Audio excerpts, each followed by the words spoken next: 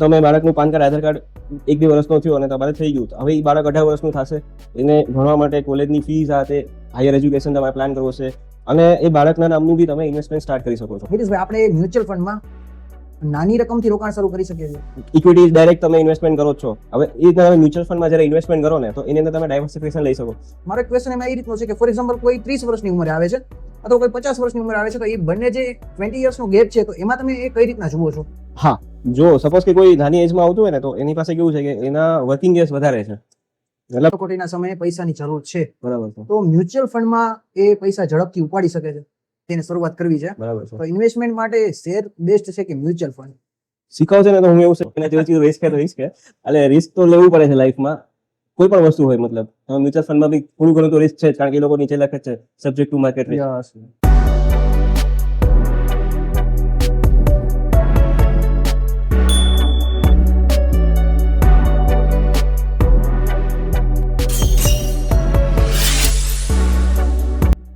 Hi everyone, my name is Maulik Majetia. This is my another podcast in my YouTube channel. My YouTube channel name is વાતું with Maulik. વાતું with Maulik માં વાતું સાંભળવા માટે તમારું સૌનું સ્વાગત કરું છું. આજે જે સાહેબ આપણી સાથે જોડાયેલ છે તે શેર અને મ્યુચ્યુઅલ ફંડ એમ ઇન્વેસ્ટમેન્ટના માર્ગદર્શનના એક્સપર્ટ છે. સાથે સાહેબ 18 કે તેથી વધુ વર્ષનો આ ફિલ્ડનો અનુભવ ધરાવે છે. તો વેલકમ હિતેશભાઈ Kothari. Thank you very much. મૌલિકભાઈનો હું આભાર માનું છું કે એમને પોડકાસ્ટ પર બોલાવ્યો, અને આજનો જે મેઇન મુદ્દો છે આપણો, એ દર્શકોનો જે વધારે પડતા સવાલ હોય છે કે ઇન્વેસ્ટમેન્ટ કઈ રીતના કરવું, ઇન્વેસ્ટમેન્ટ માટેના ઓપ્શન ક્યાં ક્યાં છે, ઇન્વેસ્ટમેન્ટ સેફ કઈ રીતના કરી શકાય છે, કયા ટાઈમે ઇન્વેસ્ટમેન્ટ કરવું જોઈએ, અને કોઈ ઉંમરથી ઇન્વેસ્ટમેન્ટ કરવું જોઈએ, વહેલું કરવું જોઈએ, મોડું કરવું જોઈએ, તો એ હરેક મુદ્દા ઉપર આજે ચર્ચા કરીશું. તો આજના પોડકાસ્ટમાં ખાસ આપણે ઇન્વેસ્ટમેન્ટ કેટલું જરૂરી છે, જેમાં ખાસ કરીને શેર અને મ્યુચ્યુઅલ ફંડ એ બંને વિશે વાત કરવાની છે.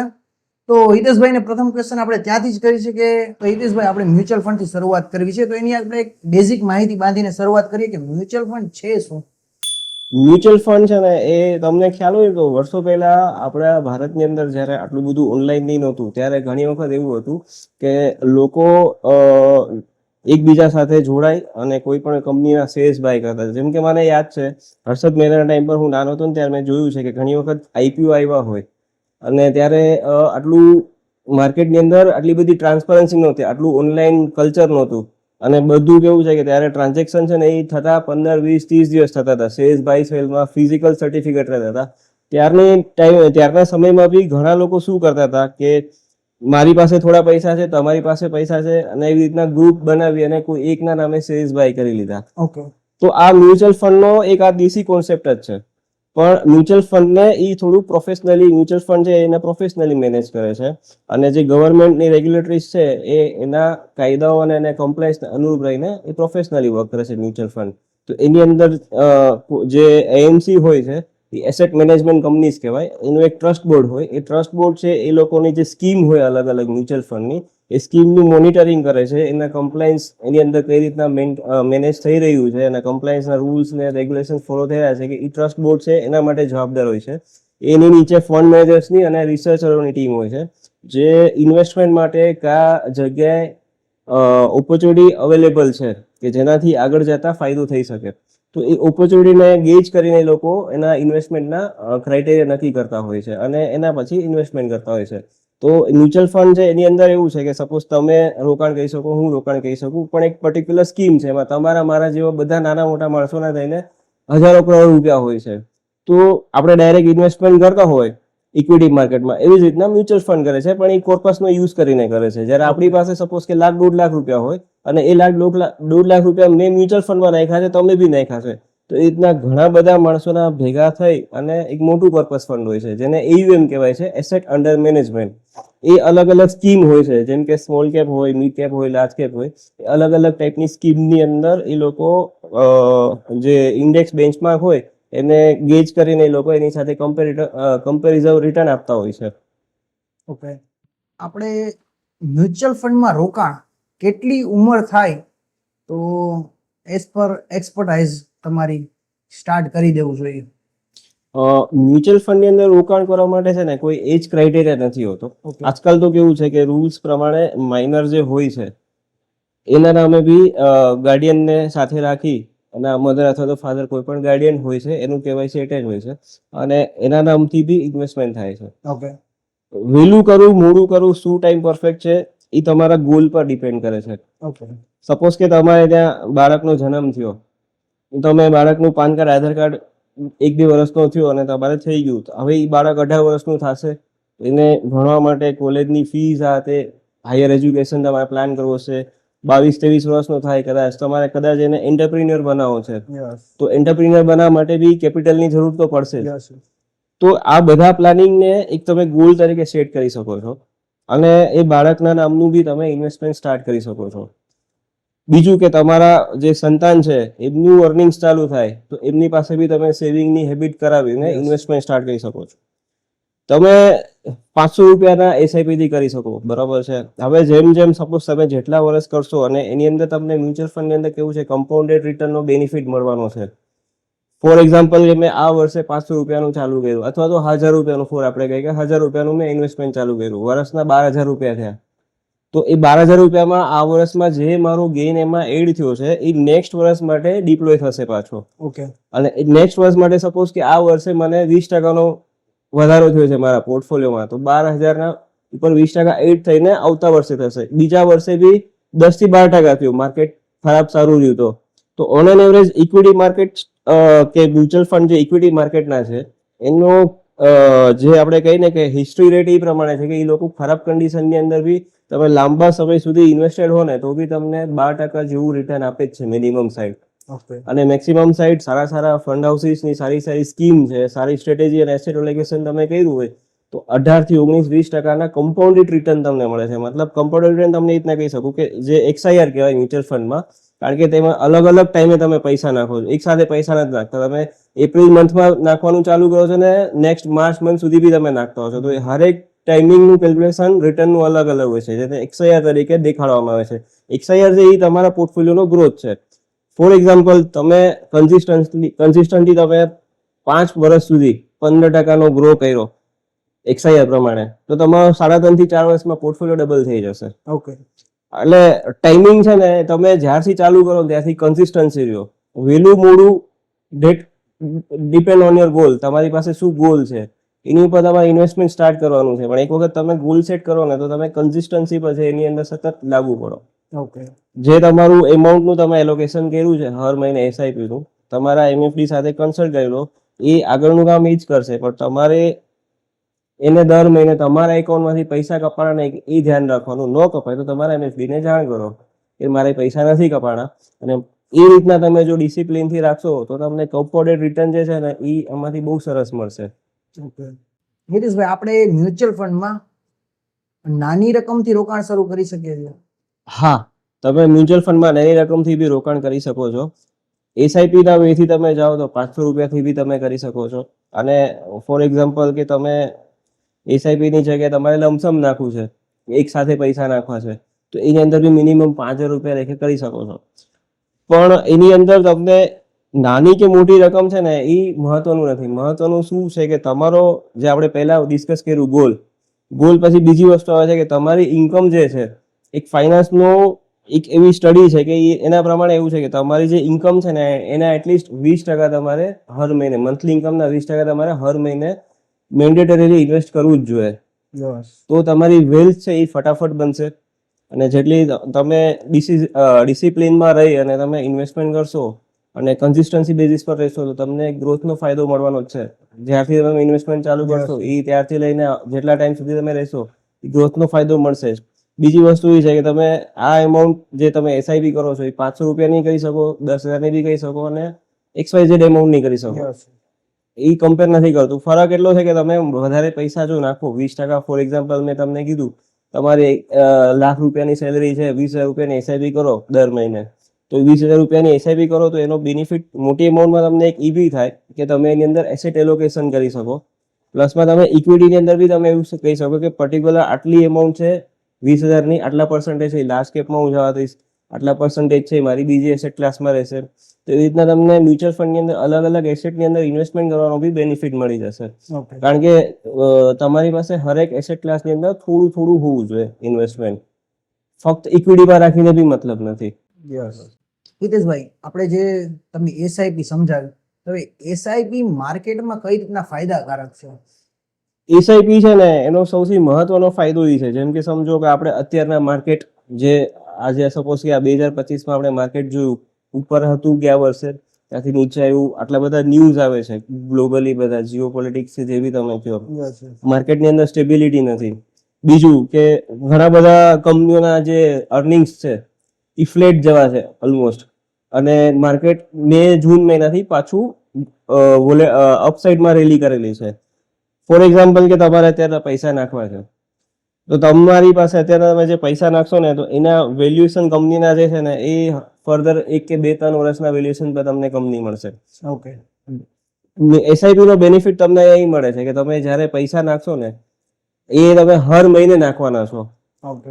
ફોર એક્ઝામ્પલ તમે એક સાથે પૈસા નાખતા, અત્યારે તમે 10,000 રૂપિયા હર મહિના નક્કી કર્યું, તો તમારા આખા વર્ષના 1,20,000 રૂપિયા જશે. હવે 1,20,000 રૂપિયા તમે સપોઝ કે અત્યારના નિફ્ટીનો પી 22 ચાલી રહ્યો છે, એટલે તમે કેવું કે 22 ગુણ્યા પૈસા વધારે આપો છો. જે કોવિડ સમયે 20 પી હતો કે 19 પી હતો કે XYZ આપણે નીચેના ગણીએ તો એનાથી અત્યારે વધારે ચાલી રહ્યું છે.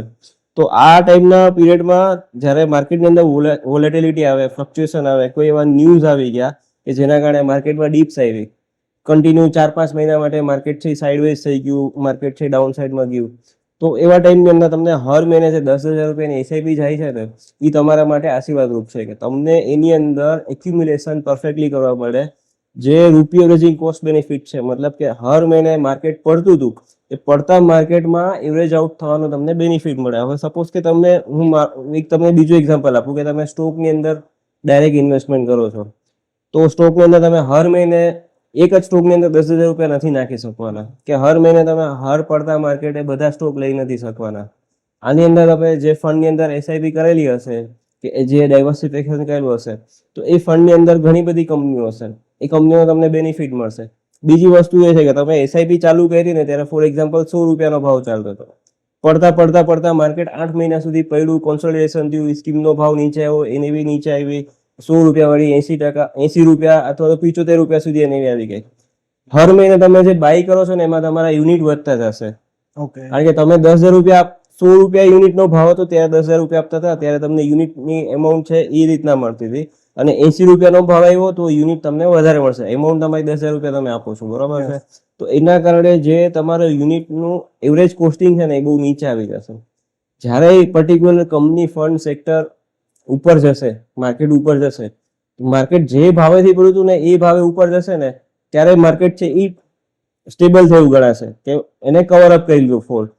પણ એસઆઈપી ની અંદર એવું થશે કે તમે 100 થી 80 સુધી કર્યું તો તમારું એવરેજિંગ છે એ સપોઝ કે 88 કે 90 રૂપિયા જેવું થઈ ગયું, તો એને બી જેવી 88-90 રૂપિયા ઉપર જશે ને એટલે તમે ત્યારે પાછા તમે સ્ટેબલ થઈ જશો. ઓકે. માર્કેટ છે એના જૂના હાઈને ક્રોસ નહીં કર્યો હોય, પણ તમારે એને બી તમારી એવરેજ બી પોઈન્ટ છે જે તમારો બ્રેક ઇવન પોઈન્ટ, એ તમારી એસઆઈપી ક્રોસ કરી દીધી હશે. ઓકે. એસઆઈપી જ્યારે તમે ચાલુ કરો ને પહેલા 3 થી 4 વર્ષ હંમેશા એક્યુમ્યુલેશન માટેનો ટાઈમ આપો. 3 થી 4 વર્ષ માર્કેટ પડતું હોય ને ત્યારે ખાસ યાદ રાખો કે તમારી એસઆઈપી ટાઈમ પર કટ થઈ જાય. જો તમે ડિસિપ્લિનથી એને ટાઈમ આપશો ને એસઆઈપી ને પહેલા 3-4 વર્ષ, તો તમને એક્યુમ્યુલેશન બી સારું થશે અને એનો ફાયદો તમને 5, 10 અને 15 વર્ષના મલ્ટિપલમાં જ્યારે તમે રિટર્ન જોશો ને તો તમને રિટર્ન બહુ સરસ દેખાશે ત્યારે. ઓકે. તો એસઆઈપી નો એક આ બેનિફિટ છે. વ્યવસાયિક ફંડ મેનેજમેન્ટથી રોકાણ અને આપણે સીધું રોકાણ કરી એ બંને કઈ રીતના અલગ છે? બંનેમાં છે ને એક તો સૌથી પહેલા રિસ્ક પેરામીટરનો ફરક પડી જાય. જેમ કે સમજો કે આપણી પાસે પૈસા છે ને આપણે કોઈ ફંડ મેનેજરને પૈસા તમે આપ્યા જે પ્રોફેશનલી મેનેજ કરે છે એએમસી ની અંદર, એની પાસે જે ડેટા હશે અને આપણી પાસે જે ડેટા હશે અલગ હશે. બીજી વસ્તુ એ છે કે હું પૈસા લગાવવાનો છું એક કંપનીમાં અને ત્યાં પૈસા લગાવશે એક આખું પૂલ હશે અલગ અલગ કંપનીઓનું. જેમ ફોર એક્ઝામ્પલ કે ઇન્ડેક્સ ફંડમાં લગાવ્યા, મારે નિફ્ટીના 50 સ્ટોકમાં પૈસા લગાવવા છે અને હું ત્યાં લગાડીશ તો એ ફંડ મેનેજર બી જ કરવાનો છે. એ ફંડ આખું મિરર કરે છે. હવે મારી પાસે 1.5 લાખ રૂપિયા છે, 1.5 લાખ રૂપિયાની અંદર હું વેઇટેજ આઉટ નહીં કરી શકું, બધા 50 સ્ટોક્સને બાય નહીં કરી શકું વેઇટેજ કરીને. જ્યારે ફંડ મેનેજર છે એની પાસે મારા જેવા લાખો લોકોના પૈસા એના ફંડમાં ઇન્વેસ્ટમેન્ટ છે, એની પાસે AUM મોટું છે, સાઇઝ મોટી છે, કેપિટલ મોટી છે, તો એ કેપિટલ એ ઇન્ડેક્સને મિરર રિફ્લેક્ટ કરીને બાય કરી શકશે. મતલબ ઇન્ડેક્સની અંદર જેટલા સ્ટોક છે એ સ્ટોકનું ઇન્ડેક્સમાં જે વેઇટેજ છે એ વેઇટેજ પ્રમાણે જે પોર્ટફોલિયો આખો કન્સ્ટ્રક્ટ કરી શકશે. તો મને એક બેનિફિટ એ મળશે વ્યવસાયિક મેનેજમેન્ટનો. બીજો બેનિફિટ એ છે કે મારે કંપનીની અંદર ઇન્વેસ્ટમેન્ટ કરવું હોય કોઈ પણ કંપનીમાં, જેમ કે આપણે કોઈ પણ ધંધો કરતા હોય તો ધંધાની ઘણી બધી વસ્તુ હોય.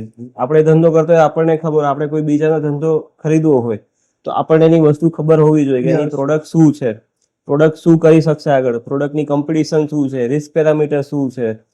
આ એક ગ્રાઉન્ડ લેવલની વાત થઈ. બીજી એકાઉન્ટ લેવલની વાત આવે જેની અંદર અલગ અલગ રેશિયો હોય, પ્રોફિટનો ગ્રો કેટલો છે, માર્જિન પર્સન્ટેજ કઈ રીતના છે, સ્ટેબલ છે નથી, મેનેજમેન્ટ છે તો મેનેજમેન્ટનો રોલ શું છે, મેનેજમેન્ટ હોનેસ્ટ છે કે નથી.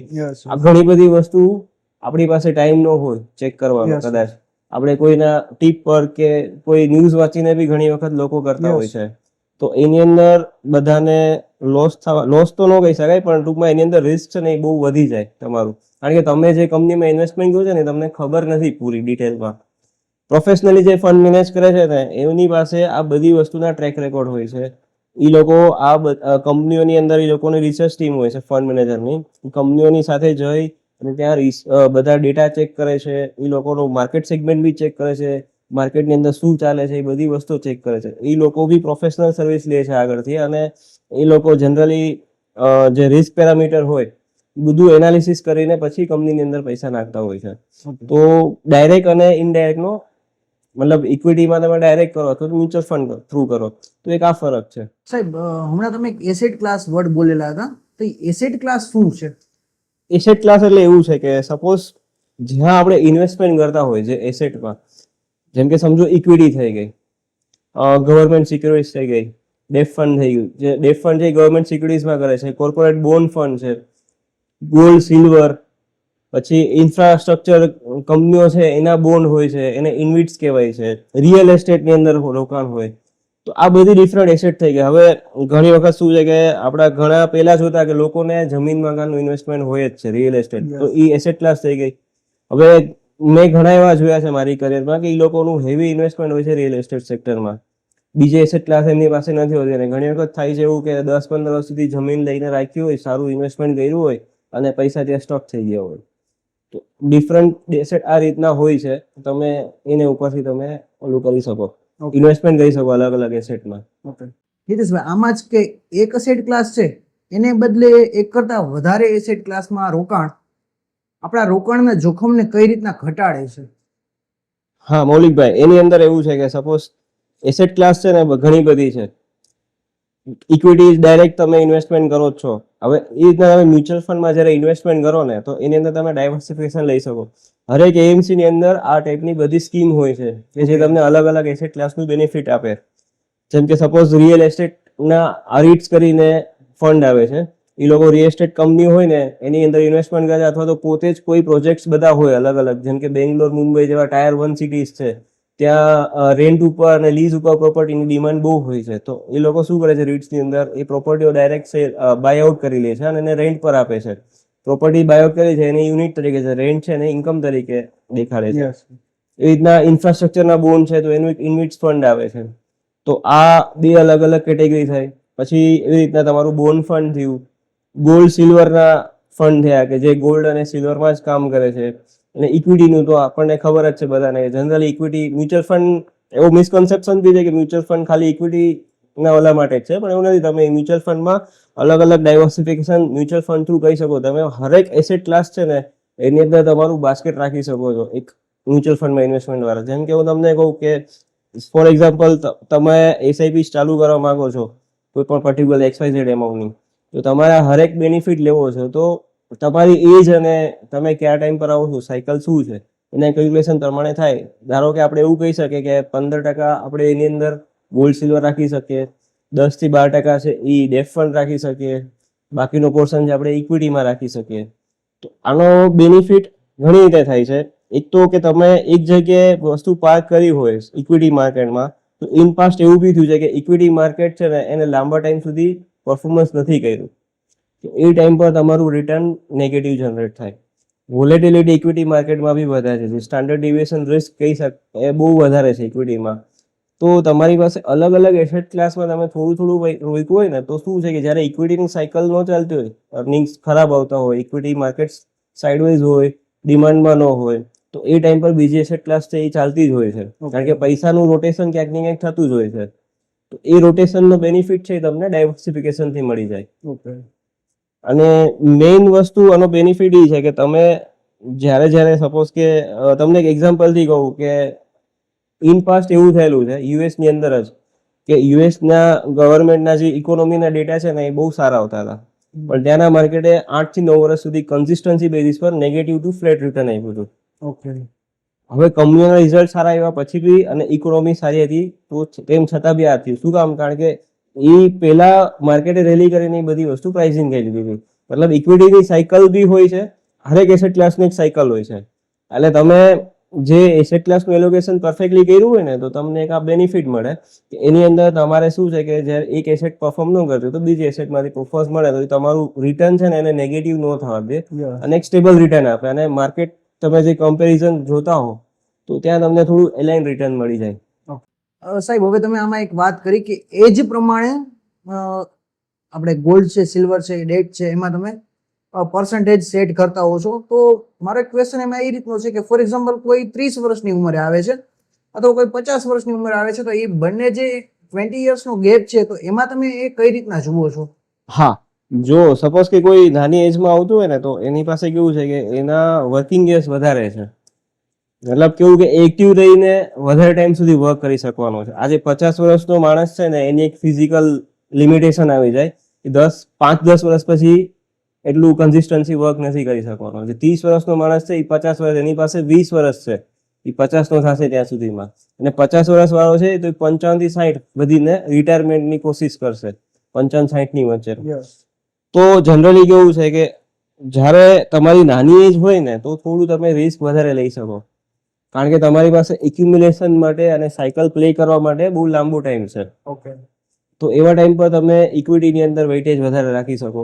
ઇક્વિટીની અંદર વેઇટેજમાં બી કેવું છે કે તમે એની અંદર બી પાછું એગ્રેસિવ વધારે રહી શકો, જેની અંદર આપણે સ્મોલ કેપ છે, મિડ કેપ છે, એનું સિલેક્શન વેઇટેજ છે આપણે વધારે ઓછું રાખી શકીએ. જ્યારે 50 વર્ષની એજ હોય તો એમને એક સર્ટેન એજ પછી પૈસાની જરૂર પડે છે, અથવા તો એમનું ફિઝિકલ મુવમેન્ટ ઓછી થઈ ગઈ અને જો વર્ક જે પહેલા જે કરી શકતા એટલું ન કરી શકે, અર્નિંગ્સ એ રીતના સ્ટેબલ થી થોડું નીચે થઈ ગયું, તો એનો ઇન્ફ્લો પછી કન્સિસ્ટન્સી મેન્ટેન નથી રહેવાનો. તો એવા ટાઈમ પર શું છે કે ઇક્વિટીનું વેઇટેજ છે ને એ બેલેન્સ આઉટ રહે. એની સાથે તમારે ડેટ ફંડ બી રાખવું પડે એની અંદર. એની અમાઉન્ટ બી થોડી, મતલબ એનું વેઇટેજ થોડું વધારે રાખવું પડે અને ગોલ્ડ સિલ્વર છે એનું વેઇટેજ વધારે રાખવું પડે. ડેટ ફંડનું ઓવરઓલ બંને જગ્યાએ હોય જ છે અને ગોલ્ડ બી બંને જગ્યાએ રહી શકે. 30 વર્ષ વાળા પાસે બી હોવું જોઈએ અને 50 વાળા પાસે બી હોવું જોઈએ. ફરક એ છે કે 30 વર્ષ વાળા પાસે એક્યુમ્યુલેશન પીરિયડ બહુ લાંબો છે. તો અત્યાર સુધીનું જે હિસ્ટ્રી છે ને એની અંદર એઝ પર હિસ્ટ્રી ઇક્વિટી એ કમ્પેરેટિવ બધા બીજા એસેટ ક્લાસ છે એના કમ્પેરિઝનમાં ઇક્વિટીએ વધારે સારું રિટર્ન આપ્યું છે. તો એ વધારે સારું રિટર્ન છે. અને બીજી વસ્તુ કે ઇક્વિટીની અંદર જે વોલેટિલિટી આવે છે એનાથી તમારું એક્યુમ્યુલેશન બી સારી રીતે થઈ શકે છે અને કન્ટ્રીનો ગ્રોથ હશે તો એ માર્કેટ બી ગ્રો થવાનું જ છે. એટલે નાની એજ વાળાને ઇક્વિટીમાં થોડું એગ્રેસિવ રહેવું જોઈએ. કોઈ વ્યક્તિને કટોકટીના સમયે પૈસાની જરૂર છે, બરાબર છે, તો મ્યુચ્યુઅલ ફંડમાં એ પૈસા ઝડપથી ઉપાડી શકે છે? હા, ઉપાડી શકો છો તમે. તમને કમ્પેરિઝનમાં કહું ને, સપોઝ કે તમે ઇક્વિટીમાં પૈસા કોઈ શેર્સની અંદર નાખ્યા છે, તમારી પાસે કોઈ તમને કીધું કે આ શેર્સ લેવા જેવા છે, તમે નાખ્યા, એવું આજકાલ બહુ બનતું હોય છે. હવે સ્મોલ કેપની કંપની હોય છે મોસ્ટલી, લિક્વિડ કંપની હોય, ઇલિક્વિડ કંપની હોય, લાર્જ કેપ હોય, XYZ જે બી હોય, જ્યારે તમે વેચો ત્યારે સામે કોઈ લેવા વાળું હોવું જોઈએ તો તમારો ટ્રેડ એક્ઝિક્યુટ થશે વેચવા માટેનો. સેમ તમે જમીનની અંદર ઇન્વેસ્ટમેન્ટ કર્યું હોય, જમીન તમારે જ્યારે વેચવી છે તો એ જમીનને લેવા માટે કોઈકને રસ હોવો જોઈએ. બરાબર છે. હવે આની અંદર એ રીતનું નથી. આની અંદર શું છે કે NAV થી સેટલ થતું હોય છે. સપોઝ કે તમારે આજે ફંડમાં રિડમ્પશન મારો છો ને તો તમારું આજે જ ફંડ વેચાઈ જશે. જે બી NAV હશે ને એ તમારું સેટલ આઉટ થઈ જશે. અને T+2 ડેમાં તમને, T+2 એટલે કે શનિ રવિ નો આવે, વર્કિંગ ડે જે હોય એ આજે ટ્રાન્ઝેક્શન થયું તો ટ્રાન્ઝેક્શન +2 ડે, ટ્રાન્ઝેક્શનનો ટાઈમ 3 વાગ્યાનો હોય છે. 3 વાગ્યા પહેલા જો ટ્રાન્ઝેક્શન ગયું હોય ને તો આજના દિવસથી 2 દિવસ બીજા ગણવાના, 3 વાગ્યા પછી ગયું તો આવતીકાલથી Okay. 2 દિવસ બીજા ગણવાના. Done. તો એ રીતના તમારું લિક્વિડ કરવું હોય ફંડ તમારે તો તમે ઇઝીલી કરી શકો છો. બીજી વસ્તુ એ છે કે ઘણી વખત કેવું છે કે બેંકની અંદર એફડીમાં બધા લોકો પૈસા રાખતા હોય છે. તો મ્યુચ્યુઅલ ફંડની અંદર એક એવું બી ફંડ આવે છે કે એની અંદર તમે એફડી જેવું જ રિટર્ન જનરેટ કરી શકો, પ્લસ માઇનસ થોડું ઘણું વેરિએશન રહે આરબીઆઈ ની રેટ સાયકલ પ્રમાણે, અને એ રિટર્ન જનરેટ તમે કરી શકો છો. પ્લસમાં એફડી ની અંદર તમને 1 વર્ષનો લોકિન હોય છે, જ્યારે આમાં તમને લોકિન નથી. તમે પૈસા 3 મહિના પછી તમારે જ્યારે બી પૈસા જોતા હોય તમે પૈસા ઉપાડી શકો છો. અને આ ફંડ જે બધા રહ્યા ને એ આજકાલ આ ટાઈપના ફંડ છે એ લોકોના ધ્યાનમાં આવવા માંડ્યા છે હવે. એફડી કરતા તમને એફડી ની સાથે એલાઇનમાં તો એફડી કરતા સારું રિટર્ન તમને એમાં મળી જ જાય છે. તમે શું વ્યૂ થી નાખો છો ને કઈ સાયકલ સિલેક્ટ કરો છો. અને બીજી વસ્તુ એ છે કે તમને પૈસા ત્યાં થોડા વધારે મળે છે ને તરલતા વધારે મળે છે, લિક્વિડિટી. Okay. તમારે જ્યારે વેચવું હોય તો તમે ઓનલાઈન રિડમ્પશન મારી શકો છો. બેંકમાં જેમ તમારે એફડી માટે જવું પડે, ત્યાં લેટર લખીને આપો કે રિક્વેસ્ટ આપો કે જે બી એક્સવાયઝેડ કરો, અથવા તો ઓનલાઈન પોર્ટલ જે હોય એમાંથી તમે બેંકનું બી કરતા હો છો. પણ આની અંદર બી સેમ એવી રીતના જ છે, તમે એ રીતના કરી શકો છો. પણ બેંકની અંદર જે 1 વર્ષનો લોકિંગ પીરિયડ હોય છે ને એવો આમાં 1 વર્ષનો લોકિંગ પીરિયડ નથી હોતો. Okay. તો તમે એ બી કહી શકો છો. અને ઇક્વિટીમાં તો જે એનએવી ચાલતી હોય ને એ એનએવી તમારું ફંડમાં રિડમ્પશન મારો, પૈસા ઉપાડો એને રિડમ્પશન કહેવાય. સપોઝ કે તમારે ₹1,00,000 ભેગા થયા અને તમને ₹20,000 ની જરૂર છે, તો ₹20,000 રિડમ્પશન મળ્યું તો એ તમને જે એનએવી હશે, તમારા ટ્રાન્ઝેક્શન ડે નક્કી થયો હશે 3 વાગ્યા પહેલા કર્યું છે તો તમને આજનું એનએવી મળશે ને, તો આવતીકાલની એનએવી મળશે. Okay. તો જે બી એનએવી તમારી નક્કી થઈ હશે ને એ એનએવી ના તમને પૈસા મળી જશે. એ એનએવી પ્રમાણે એટલા યુનિટ તમારા રિડમ થઈ જશે અને Okay. એટલા તમને પૈસા જમા થઈ જશે તમારા બેંક એકાઉન્ટમાં ડાયરેક્ટ. Done. સાહેબ એનએવી જે એક શબ્દ તમે કહો છો તો એનએવી છે શું? એનએવી છે ને જેવી રીતના શેર્સ ની અંદર આપણે જોતા હોય ને તો પ્રાઇસ હોય છે બાય સેલ કરવા માટે. ફોર એક્ઝામ્પલ તમે રિલાયન્સના શેર લેવા છે તો રિલાયન્સનો એક પ્રાઇસ હોય છે, તમે બાય સેલ કરી શકો છો. તો એ એક શેર છે. એનએવી મ્યુચ્યુઅલ ફંડનું જે સ્કીમ છે ને એ એનું એક બેરોમીટર કહી શકો તમે.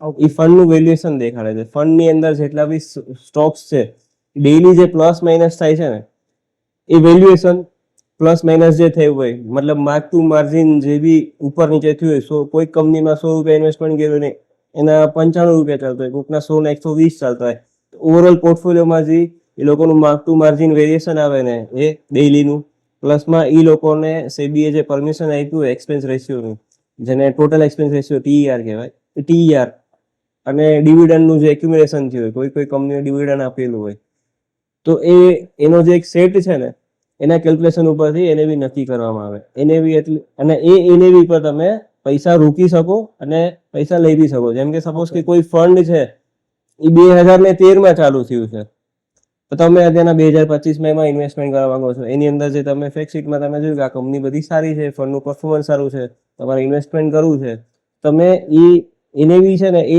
શું કરે છે કે તમને જે ફંડનું પરફોર્મન્સ અત્યારના આજના દિવસમાં જે છે પ્લસ માઇનસ થયા પછીનું જે બી તમને એ ભાવનો બેનિફિટ આપે છે. ઓકે નીતિશભાઈ, હવે સ્ટોક ને મ્યુચ્યુઅલ ફંડ બંનેની તુલના કરીએ તો મ્યુચ્યુઅલ ફંડમાં ટ્રાન્ઝેક્શનનો જે રેટ છે, ટ્રાન્ઝેક્શન એક્સપેન્સ એ ઓછું કઈ રીતના હોય છે? હા, મ્યુચ્યુઅલ ફંડની અંદર કેવું છે, એક તો પુલ સાઇઝ મોટી હોય છે. બીજી વસ્તુ એ છે કે ત્યાં ગવર્મેન્ટનું જે રેગ્યુલેટરી બોર્ડ છે સેબી, એને એક પેરામીટર નક્કી કરાવે છે કે સર્ટેન એમાઉન્ટના એક્સપેન્સીસ એ લોકો કેલ્ક્યુલેટ કરી શકે છે ફંડની અંદર.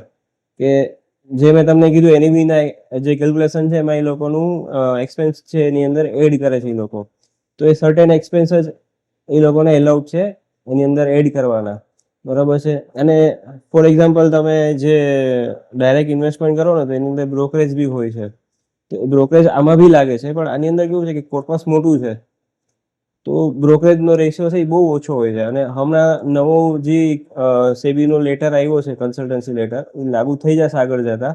તો એની અંદર એવું બી છે કે 2% ઉપરની જે બી એક્સપેન્સ હોય ને એ કંપનીએ TERમાં એડજસ્ટ કરવાનો. Total Okay. એક્સપેન્સ રેશિયો જે હોય એમનો એમાં ભાઈ ટોટલ એક્સપેન્સ રેશિયો છે ને 0.5 થી લઈને 1.5% ફિક્સ છે. ઓકે, મતલબ મેજોરિટી એની વચ્ચે જ વેરિએશન થાય રાખે છે. અને મેજોરિટી સ્કીમ હાઉસની જે ફંડ હાઉસ છે એની અંદર આ જ છે. જેમ EVM મોટું હોય એમ એ એક્સપેન્સ રેશિયો નાનો થતો જશે આગળ જતા. તો તમને એ શું છે કે ઓછા કોસ્ટિંગનો બેનિફિટ તમને મ્યુચ્યુઅલ ફંડમાં એ રીતના મળે. ઓકે અને એની અંદર બી પછી ડાયરેક્ટ પ્લાન બી હોય છે ને રેગ્યુલર પ્લાન બી હોય છે. ડાયરેક્ટ પ્લાનની અંદર જે નોર્મલ કમિશન એજન્ટ્સ ને એ બધાના હોય એ લોકો કન્સિડર ન કરતા હોય એટલે ડાયરેક્ટ પ્લાન્સમાં એટલી એને બી થોડો ફરક હોય, પણ એ ફરક છે ને એ 10 થી 15 પૈસાનો બી નથી હોતો ઓકે હાર્ડલી. અને તમારું જે આખી સાયકલ છે ને એમાં એ કઈ મેટર નથી કરતો. ડાયરેક્ટ પ્લાનની અંદર આ ફાયદો છે ને તમે લિમિટેશન બીજી એ બી છે કે ડાયરેક્ટ પ્લાનની અંદર તમે જાતે ઇન્વેસ્ટમેન્ટ કર્યું હોય કોઈ પણ સ્કીમનું એનું તમે પાસ્ટ પરફોર્મન્સ જોઈને જ કર્યું હોય યસ કે એને 20% રિટર્ન આપ્યું, આટલું રિટર્ન આપ્યું હોય, તમે શું રિસ્ક લીધું શું ન લીધું એ તમને ન ખબર હોય. જ્યારે એ રેગ્યુલર પ્લાન એમએફડી વેચતા હોય ને એને કંપનીની બધી ખબર હોય, ફંડ મેનેજર સાથે ઇન્ટરેક્શન બી હોય લોકોના રેગ્યુલર બેઝિસ પર, તો એ તમને આ બધા ફાયદાઓ છે એમાં. Security exchange board of India SEBI એક મ્યુચ્યુઅલ ફંડ ઇન્વેસ્ટરને કઈ રીતના રક્ષણ આપે છે? સેબી જે છે એ જનરલી શું કરે છે કે એને એક ફ્રેમવર્ક બધા રેડી કરેલા છે. આજે કોઈ પણ મ્યુચ્યુઅલ ફંડ છે, એએમસી છે, એને નવી સ્કીમ લેવી છે, જેમ કે હમણાં એસએફ કરીને નવું એક ઇન્વેસ્ટમેન્ટનું જે કહીને કે સ્પેશિયલ પર્પઝ વ્હીકલ જેવું જ છે કે જેની અંદર પીએમએસ નો બી બેનિફિટ મળે છે અને નોર્મલ તમે મ્યુચ્યુઅલ ફંડ અને પીએમએસ જે છે એની વચ્ચેનો બ્રિજ જેવું છે એમ આખું. એની અંદર આ બધી વસ્તુમાં એવું છે કે જે ફંડ મેનેજરો છે એ કોઈ પણ વસ્તુ ડિસાઇડ કરે તો એ સેબીના જે ક્રાઇટેરિયા છે, સેબીએ જે ફ્રેમવર્ક આપ્યું છે એને અનુરૂપ રહીને જ કામ કરે છે. એના જે ડે ટુ ડે બેઝિસ પર કમ્પ્લાયન્સ હોય છે એ કમ્પ્લાયન્સ એને પૂરા કરવાનો હોય છે. પ્લસમાં કોઈ પણ નવો પ્લાન જ્યારે ઇન્ટ્રોડ્યુસ કરવામાં આવે ને તો એના માટે પહેલા સેબી પાસેથી પરમિશન લેવી પડે છે. એ લોકો એની સ્ટ્રેટેજીસ છે એ સ્ટ્રેટેજીસનું બેક ટેસ્ટિંગ સેબીને પ્રેઝન્ટ કરવું પડે છે. અને આવી બીજી ઘણી બધી વસ્તુઓ છે કે જેની સેબી એની ઉપર વોચ રાખતી હોય છે. જે રીતના ઇક્વિટી માર્કેટમાં સેબી વર્ક કરે છે એ રીતના સેમ મ્યુચ્યુઅલ ફંડ બી સેબીની અંડરમાં જ આવે છે અને સેબી જ એની અંદર બધું નિયમનકારી તરીકે બધું નિયમન કરે છે. સાહેબ હવે એક એલએસએસ ફંડ એક સાંભળેલું છે, તો એના વિશે વિગતવાર તમારી પાસે સમજવું છે. હા, ઈએલએસએસ ફંડ છે ને એ અત્યારના તો સબ આપણે ઓલ્ડ રિઝાઇમ ને ન્યૂ રિઝાઇમ ને એવું બધું છે કે ન્યૂ રિઝાઇમમાં ટેક્સ બેનિફિટ જેવું મતલબ 12 લાખ સુધી ટેક્સ ફ્રી જેવું જ છે, બરાબર છે. પણ જે ઓલ્ડ રિઝાઇમ વાળા છે ને એ આજની તારીખમાં બી ઈએલએસએસ માં કરે છે. ઈએલએસએસ ની અંદર 3 વર્ષનો લોકિન હોય છે. ઓકે એની અંદર તમે એસઆઈપી થી બી ઇન્વેસ્ટમેન્ટ કરી શકો છો અને લમસમ બી કરી શકો છો. હર વર્ષે લમસમ ઘણા લોકો કરતા હોય છે, જાન્યુઆરી માર્ચની વચ્ચે લમસમ બી કરતા હોય છે. એસઆઈપી કરતા હોય ને તો જે ડેટના એસઆઈપી તમારી ગઈ હોય ત્યાંથી 3 વર્ષનો લોકિન હોય. ઓકે લમસમમાં તો સીધો 3 વર્ષનો એ પ્રમાણે લોકિન છે. તો જેટલું એમાઉન્ટ તમે વિથડ્રોલ કરો એસઆઈપી ના ઓલામાં તો એ તમારે 3 વર્ષ જૂનું હોવું જોઈએ, એટલે યુનિટ્સ એક્યુમ્યુલેટ થયેલા. તો એ લોકિન હોય છે 3 વર્ષનો ઈએલએસએસ ફંડમાં. એની અંદર ટેક્સ બેનિફિટ મળે છે ઈટીસી ની અંદર લગભગ 1.5 લાખ આસપાસ બેનિફિટ મળે છે એનો. ઈએલએસ ફંડની અંદર એ રીતના છે અને એની અંદર જનરલી 12-12.5% આસપાસ ઓન એન એવરેજ રિટર્ન ચાલતું હોય. ઓકે હવે સાહેબ મોડર્ન પોર્ટફોલિયો થિયરી એ આપણું જે મ્યુચ્યુઅલ ફંડ પોર્ટફોલિયો છે એના નિર્માણમાં કઈ રીતના માર્ગદર્શન આપે છે? હા, એમપીટી છે ને એ હેરી માર્કોવિટ્સ કરીને નોબેલ પ્રાઇઝ વિનર છે. એને 1952 ની અંદર યુએસ ની અંદર એક આખું ફ્રેમવર્ક તૈયાર કર્યું છે. એ કામ શું કરે છે કે જે તમે અલગ અલગ ફંડ છે, સપોઝ કે ઇક્વિટી એસેટ ક્લાસ જ છે અને સેમ ફંડ છે, બંને ફંડોના સેમ ક્રાઇટેરિયા છે, સ્ટ્રેટેજી ઓલમોસ્ટ સેમ જેવું, મતલબ સ્ટ્રેટેજી નહીં પણ જે એ લોકો જ્યાં ઇન્વેસ્ટ કરવાના છે સ્મોલ કેપમાં, ફોર એક્ઝામ્પલ આપણે ગણીએ કે સ્મોલ કેપમાં જ ઇન્વેસ્ટ કરે છે બંને. તો આવા પીરિયડમાં તમારે બે ફંડનું પરફોર્મન્સ તમારે ગેજ કરવું છે. તમારે શેમાં પૈસા નાખવા? બંને સ્મોલ કેપ જ ફંડ છે, તમે લખી દીધું કે તમારે સ્મોલ કેપમાં જ પૈસા નાખવા છે, બંને સ્મોલ કેપના ફંડ છે. તો તમે એને ગેજ કઈ રીતના કરશો? એક ફંડ છે એ 15% રિટર્ન આપે છે અને બીજું ફંડ છે 14% રિટર્ન આપે છે. તો એના માટે એને સર્ટેન પેરામીટર્સ આપેલા છે. અલગ અલગ વોલેટિલિટી અને જે એની સામે રિસ્ક લીધું હોય, રિસ્ક લઈને શું રિટર્ન મળ્યું, ડાઉનસાઇડ વોલેટિલિટી અને અપસાઇડ વોલેટિલિટી, એ બંનેની જે કેલ્ક્યુલેશન છે ને એ આ બધું એમપીટી ની અંદર કેલ્ક્યુલેટ કરવામાં આવે છે. એટલે આ બે પેરામીટરો હોય છે જેને આપણે રેશિયો કહેવાય. એક છે સોલ્ટીનો રેશિયો અને બીજું છે શાર્પ રેશિયો. કોઈ પણ ફંડ હાઉસ છે ને એ જ્યારે હર મહિને એની ફેક્ટશીટ બહાર પાડે, એ ફેક્ટશીટ જ્યારે બહાર પાડી હોય ને ત્યારે એ લોકોએ એ ફંડનું રેશિયો શું છે, મતલબ એમને સોલ્ટીનો રેશિયો શું મેનેજ કર્યો છે, શાર્પ રેશિયો શું મેનેજ કર્યો છે એની ડિટેલ એની અંદર હોય છે. જ્યારે તમારે ઇન્વેસ્ટમેન્ટ કરવું હોય ને તો તમે આ બધા રેશિયોને ધ્યાનમાં રાખીને ઇન્વેસ્ટમેન્ટ કરી શકો. તો એના માટેનું આ એમપીટી થિયરી છે આખી. ઓકે સાહેબ, શાર્પ રેશિયો અને શોર્ટીનો રેશિયો એ બંને છે શું અને બંને વચ્ચે તફાવત શું છે?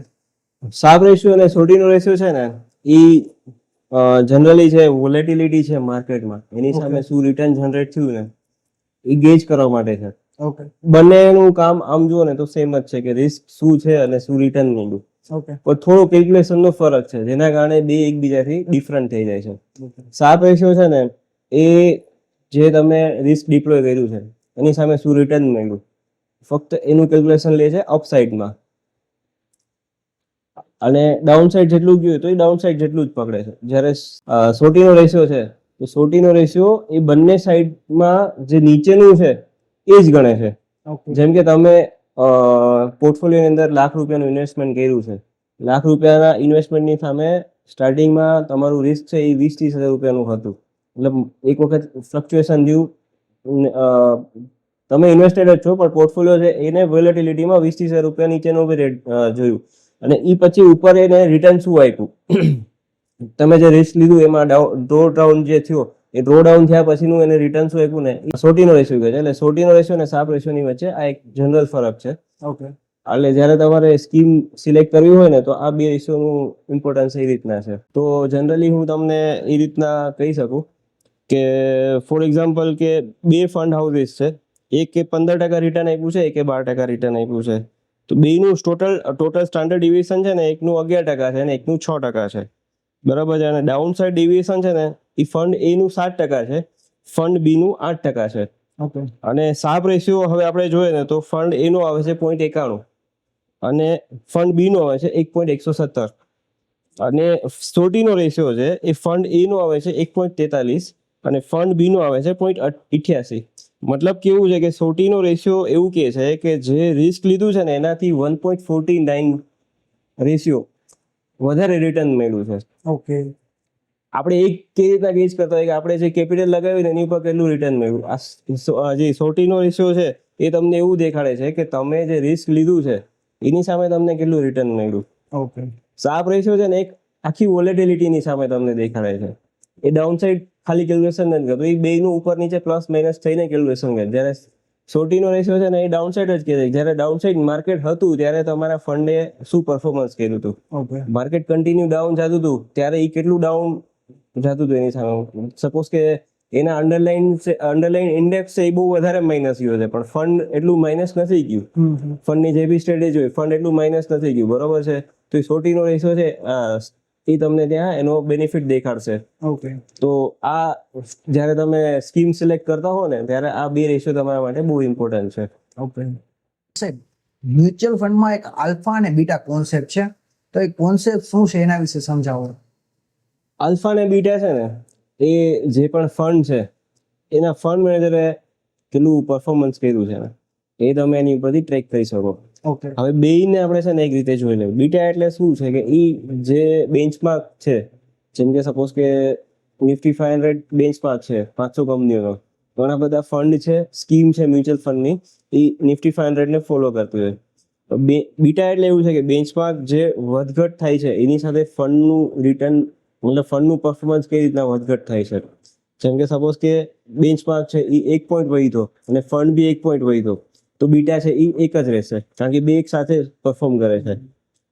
પછી બીજી વસ્તુ એ છે કે બેન્ચમાર્ક વધ્યું ફંડ નો વધ્યું તો એ નેગેટિવ ઓલું થઈ ગયું, બરાબર છે. એટલે બીટા છે એ તમારો ફંડની સાથે મેચ નથી થતો. આને એક છે કે જેની અંદર ફંડનું પરફોર્મન્સ હાઈ છે અને બેન્ચમાર્ક છે એ ત્યાંનું ત્યાં જ છે, તો બીટા છે એ તમારો અપસાઇડ રહેશે. ઓકે એક જશે તમારું લેવલ ટુ લેવલ કે ફંડ અને બેન્ચમાર્ક બંને સાથે પરફોર્મ કરે છે એટલે બીટા એક રહેશે. ઘણા ફંડ એવા છે કે જે બેન્ચમાર્ક થી અંડર પરફોર્મ કરે તો એના બીટા છે એ નીચે રહેશે. અથવા તો ફંડની જે વોલેટિલિટી છે ને એ ઇન્ડેક્સની વોલેટિલિટીની ઓછી છે તો એનું 0.8 રહેશે, અને જે ફંડની વોલેટિલિટી છે એ એના ટ્રેકિંગ બેન્ચમાર્ક જે છે એનાથી વધારે છે હાયર સાઇડ તો એનો બીટા 1 થી ઉપર રહેશે.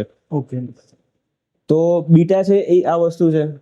હવે આલ્ફા છે, તો આલ્ફા ડિફાઇન કરે છે કે તમે જે પૈસા નાખ્યા છે અને ઇન્ડેક્સે જે રિટર્ન આપ્યું છે એની સામે એનાથી વધારે તમારા ફંડે શું રિટર્ન આપ્યું, ઓકે એને આલ્ફા કહેવાય. સપોઝ કે હું તમને કહું કે ઇન્ડેક્સ ફંડ જે હોય તો ઇન્ડેક્સે જે રિટર્ન આપ્યું છે 10%, અને એ ફંડે રિટર્ન આપ્યું છે 11%, જે ઇન્ડેક્સને ટ્રેક કરે છે.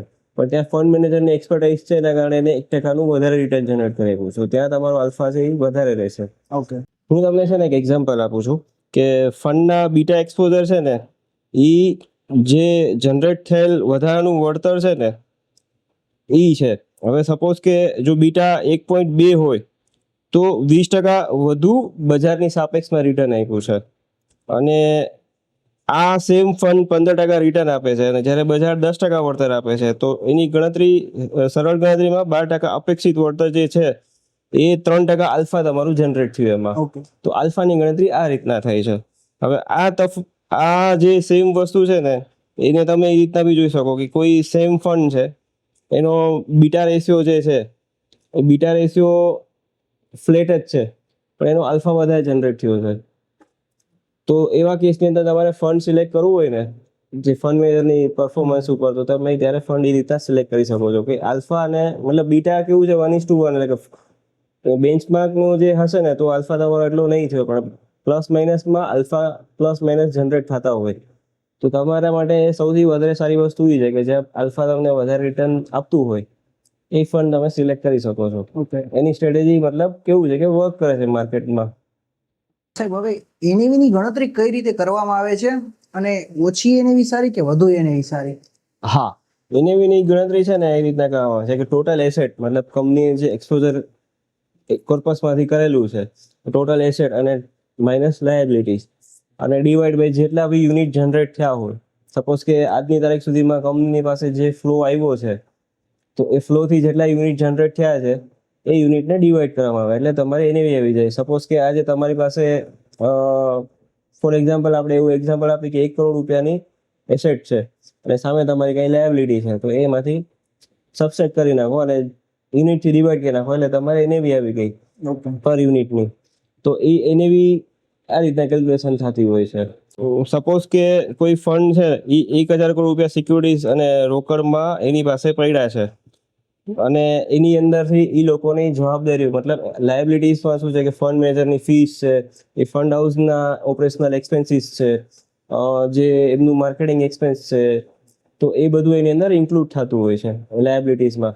તો જે એસેટનું વેલ્યુએશન છે આજનું એમાંથી એ દિવસનું જે પર્સન્ટેજ રેશિયો નક્કી કરેલો છે એને ડિવાઈડ કરીને એટલે એને બાદ કરી અને યુનિટથી ડિવાઈડ કરીને એનએવી ડિસાઈડ કરવામાં આવે છે.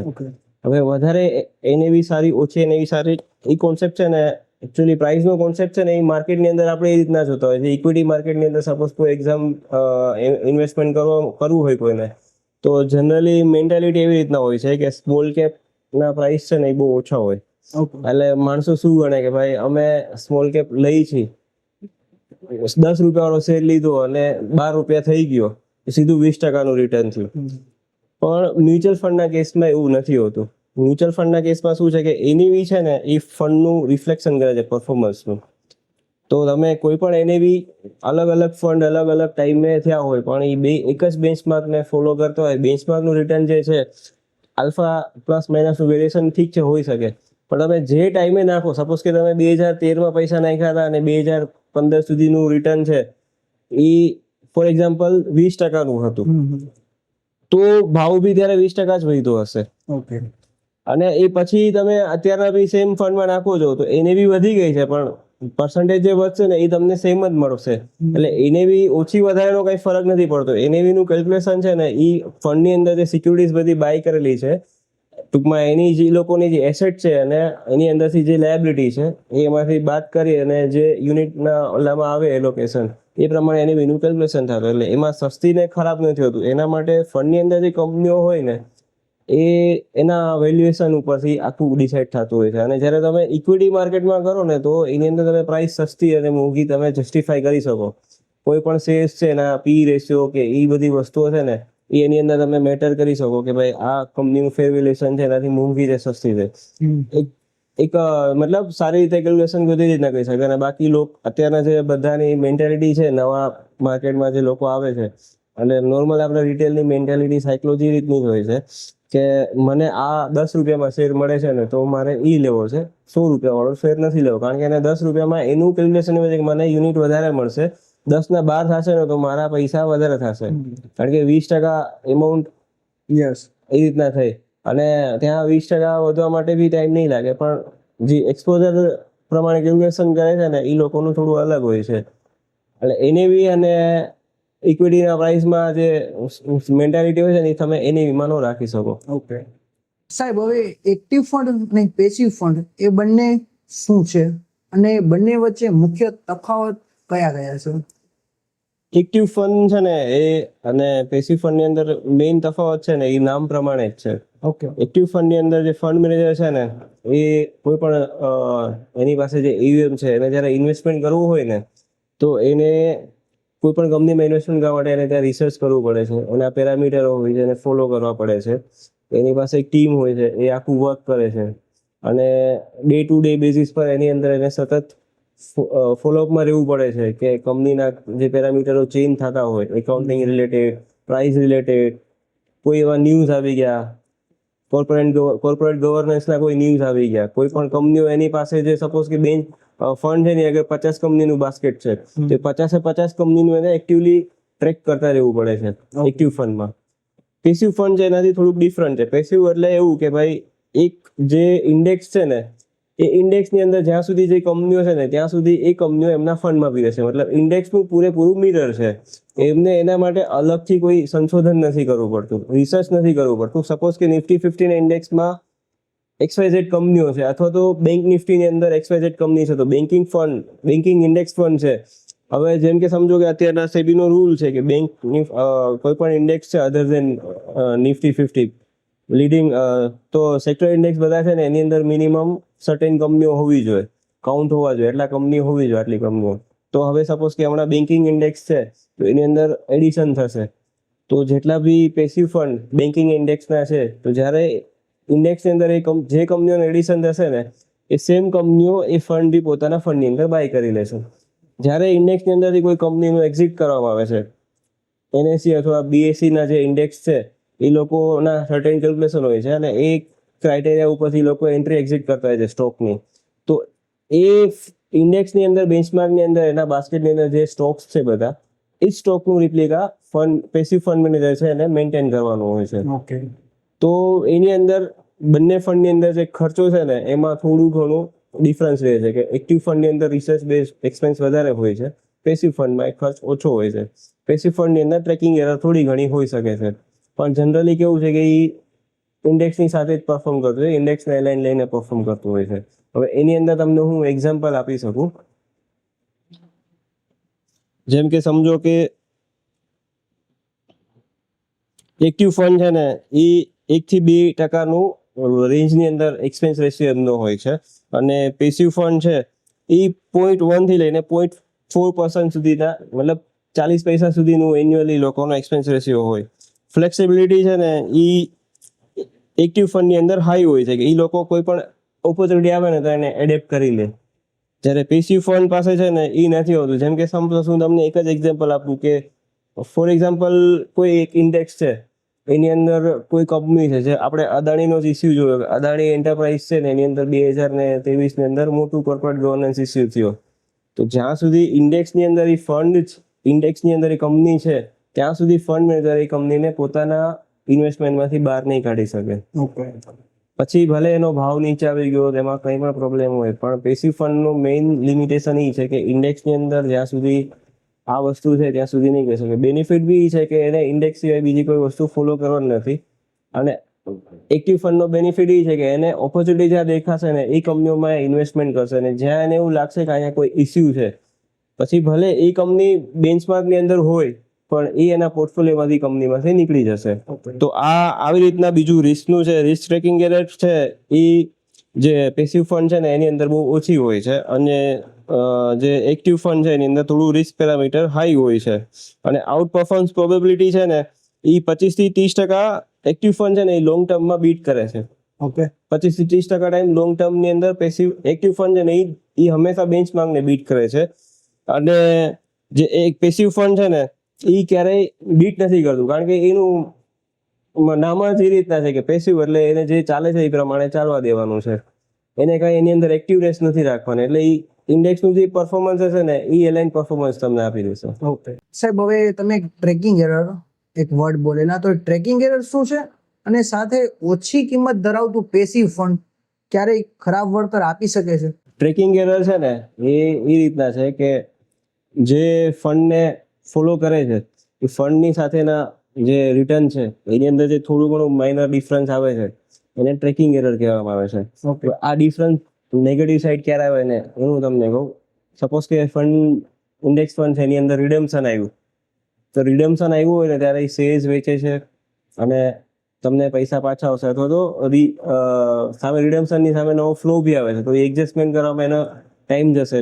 બીજું ટ્રેકિંગ એરરની અંદર બીજો એક એક્સપેન્સ જે એનો છે ફંડનો, જે બ્રોકરેજનો એક્સપેન્સ છે, આ છે એ બધું વસ્તુ બી ડિપ્લોય કરે છે.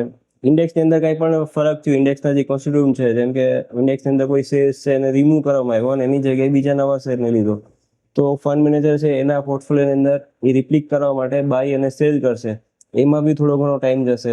બીજું કે જે કંપનીઓ ઓલરેડી લઈને રાખી છે ઇન્ડેક્સને રિપ્લિક કરવા માટે, હવે એની અંદર ડિવિડન્ડ આવ્યું, ફંડ છે એ સમજો કે ગ્રોથ પ્લાન છે, ગ્રોથ વાળું છે, તો એને ડિવિડન્ડને પાછું રીઇન્વેસ્ટમેન્ટ કરવું પડશે. તો ડિવિડન્ડ છે ડિક્લેર થાય અને બેંકની અંદર મતલબ ફંડના જે ફંડની પાસે જમા થાય અને Yes, yes. એને પાછું ફરીથી ડિપ્લોય કરવામાં આવે બાય માટે, તો એની વચ્ચે બી થોડો ઘણો ટાઈમ જાય છે. તો આ બધી વસ્તુ માટે જે થોડું ઘણું પરફોર્મન્સની ઉપર અસર પડે છે ને એના કેલ્ક્યુલેશનને ટ્રેકિંગ એરર કહેવામાં આવે છે. ઓકે, હવે આ ટ્રેકિંગ એરર છે ને એ એના ખર્ચા અને આ બધી વસ્તુ ઉપર ડિપેન્ડ કરે છે. હવે ઘણી વખત કોઈ ફંડ છે એ ફોર એક્ઝામ્પલ કે એને ફંડને તમને એક ઉદાહરણ તરીકે જણાવું તો ફંડ એ અને ફંડ બી છે ને એનો એક્સપેન્સ રેશિયો અલગ અલગ છે, 0.15 અને 0.20, પણ ટ્રેકિંગ એરર છે ને એ ફંડ એની 0.25 છે અને ફંડ બી કે જેનો એક્સપેન્સ રેશિયો વધારે છે પણ એની ટ્રેકિંગ એરર ઓછી છે, 0.10 જ છે. તો આવા ટાઈમની અંદર શું છે કે ફંડ બી છે ને એ ભલે એનો એક્સપેન્સ રેશિયો વધારે છે પણ ટ્રેકિંગ એરર ઓછી છે, એના કારણે તમને એ લાંબા ગાળે તમને ફાયદો અપાવી દે. ઓકે, તો એ તમને એ રીતના બેનિફિટ મળી શકે. ટ્રેકિંગ એરર થી તમે જો કોઈ ફંડને સિલેક્ટ કરો ને તો એના ટ્રેકિંગ એરરને જસ્ટિફાય તમે આ રીતના કરી શકો. સાહેબ, પોર્ટફોલિયો નિર્માણમાં કોરિલેશન ભૂમિકા શું છે? કોરિલેશન છે ને એ રિસ્ક એડજસ્ટમેન્ટ માટે હોય છે. ઓકે, જેમ કે સપોઝ કે કોઈ એક ફંડ છે એની અંદર આપણે હાઇબ્રિડ ફંડ કહી શકીએ, અથવા તો બે અલગ અલગ જે કેપ સાઇઝ છે, જેમ કે લાર્જ કેપ છે, સ્મોલ કેપ છે, મિડ કેપ છે, તો લાર્જ મિડ ફંડ હોય છે, મિડ સ્મોલ ફંડ હોય છે. આ બધા શું છે કોરિલેશન પર તૈયાર કરવામાં આવે છે કે જેની અંદર શું છે કે એક વસ્તુ ઉપર જતી હોય બીજી નીચે જતી હોય તો બંનેના કોરિલેશનમાં તમે બેલેન્સ આઉટ થઈ શકો. હવે આ ઇક્વિટીની અંદર બી થાય છે. બીજી વસ્તુ બેલેન્સ એડવાન્ટેજ, મતલબ હાઇબ્રિડ કેટેગરીના જેટલા બી છે ને એની અંદર કોરિલેશનના યુઝ કરીને કરવામાં આવે છે. ઓકે, જેમ કે ઘણી વખત બેલેન્સ એડવાન્ટેજ ફંડ છે અને હાઇબ્રિડ કેટેગરીની અંદર, તો એની અંદર એવું કરવામાં આવે છે કે ઇક્વિટી 60% હોય અને ડેટ ફંડ 40% હોય. ઓકે, હવે ફંડ મેનેજરને એવું લાગે કે માર્કેટની પીક સાયકલ ઉપર જઈ રહી છે તો ઇક્વિટીનું પોર્શન હજી બી ઘટાડીને ડેપનું વધારી શકે. એને એવું લાગે માર્કેટ સારા વેલ્યુએશન પર છે તો ઇક્વિટીની પોર્શન વધારી અને ડેપનું ઘટાડી શકે. તો એ કોરિલેશન જે રેશિયો છે ને એનો યુઝ કરીને આ સેટ બેસાડી શકે. હવે આ કોરિલેશનના રેશિયોથી જેમ ઇક્વિટી ને ડેપ્ટ છે એવી રીતના ઇક્વિટીને ગોલ્ડ રાખી શકે છે, ગોલ્ડ અને સિલ્વર વચ્ચે બી કરી શકે છે, અથવા તો મલ્ટી એસેટ ફંડ આવે છે એની અંદર બી હરેક એસેટ હોય છે, જેમ કે ગોલ્ડ હોય છે, સિલ્વર હોય છે, થોડું ઘણું પોર્શન ડેપ ફંડની અંદર બી લોકો કરતા હોય છે અને ડાયરેક્ટ ઇક્વિટી વાળા પોર્શન બી હોય છે. ઇક્વિટીની અંદર બી પછી લોકો કોરિલેશનથી લાર્જ કેપ કેટલું રાખવું, સ્મોલ કેપ કેટલું રાખવું, મિડ કેપ કેટલું રાખવું એ ડિસાઇડ કરતા હોય છે. તો આ રેશિયો છે મેજોરિટી આના માટે યુઝ થાય છે, કોરિલેશનનો રેશિયો. હવે સાહેબ, ઇનફ્લો અને આઉટફ્લો ઘણી વખત રોકાણકારો માટે આલ્ફા ટ્રેપ કેમ બનાવે છે? એનું છે ને હું તમને એક વ્યવસ્થિત સમજાવું. જેમ કે સપોઝ કે અત્યારના તેજી વાળું માર્કેટ છે, છેલ્લા 5 વર્ષથી માર્કેટ ઉપર જ જાય છે, ઘણા લોકો નવા આવે છે. હવે ફંડ મેનેજરે ફંડ જે જૂનું ફંડ ચાલે છે એનું પરફોર્મન્સના ડેટા આવે છે. ફોર એક્ઝામ્પલ મને કોઈ એક ફંડ ગમે છે તો હું એની અંદર ઇન્વેસ્ટમેન્ટનો ફ્લો નાખીશ. હવે એ ફંડની પાસે એક લિમિટેશન આવી ગઈ છે. એક તો એનું કેવું છે સાઇઝ મોટી થઈ ગઈ છે, પ્લસમાં જૂનું પરફોર્મન્સ બહુ સારું થઈ ગયું છે. હવે માર્કેટની અંદર જે વેલ્યુએશન વાઇઝ કહે ને કે એટ્રેક્ટિવ વેલ્યુએશન વાઇઝ અને કંપનીઓ જે મળવી જોઈએ ઇન્વેસ્ટ કરવા માટે એટલી મળતી નથી, પણ એના માટે બીજો કોઈ રસ્તો હોતો નથી. કાં તો એને જે ફંડ આવ્યું છે એને થોડા લિક્વિડિટી પોર્શન વધારવો પડે છે ફંડનો, જે કેશ ઇક્વિવેલન્ટ કહેવાય. હરેક ફંડની અંદર થોડું ઘણું કેશ ઇક્વિવેલન્ટ ફંડ હોય. જ્યારે ફંડ મેનેજરને કોઈ ઓપોર્ચ્યુનિટી ન દેખાતી હોય તો એ રેશિયો થોડો ઘણો વધારતો જાય. તો ત્યારે થાય એવું કે તમે જૂનો આલ્ફા જોઈને આવ્યા છો, જૂનું પરફોર્મન્સ જોઈને આવ્યા છો, બરોબર છે, અને હવે તમે એ ફંડની અંદર પૈસાનો ફ્લો વધારે થઈ ગયો છે, ફંડ મેનેજર પાસે નવી ઓપોર્ચ્યુનિટી જલ્દી દેખાતી નથી, તો એ શું કરશે, કેશ સાઈડ પોર્શન એનો વધારી નાખશે. મતલબ ડિપ્લોય નહીં કરે, પણ જે ગવર્મેન્ટનું ઓછા રિટર્ન વાળા લિક્વિડ ફંડ હોય ને એની અંદર બી લોકો ટીઆર, જેને ટ્રીઝરી બોન્ડ્સ કહેવાય, એની અંદર એ લોકો પાર્ક કરીને રાખતા હોય છે. જનરલી પર્સન્ટેજ છે ને 2-3% હોય છે હરેક ફંડ હાઉસીસમાં, પણ આવા ટાઈમની અંદર એ પર્સન્ટેજ બહુ મોટો થઈ જાય છે. તો શું થાય કે અહીંયાથી આગળનો પીરિયડ હશે ને એમાં સપોઝ કે મેં આ ટાઈમ પર પૈસા નાખ્યા અને એ ટાઈમ પર ફંડનું કેશ રેશિયો છે એ વધી ગયો, પરફોર્મન્સ હવેના પછીના ટાઈમમાં નહીં મળે, કારણ કે એને ઓપોર્ચ્યુનિટી નથી મળી.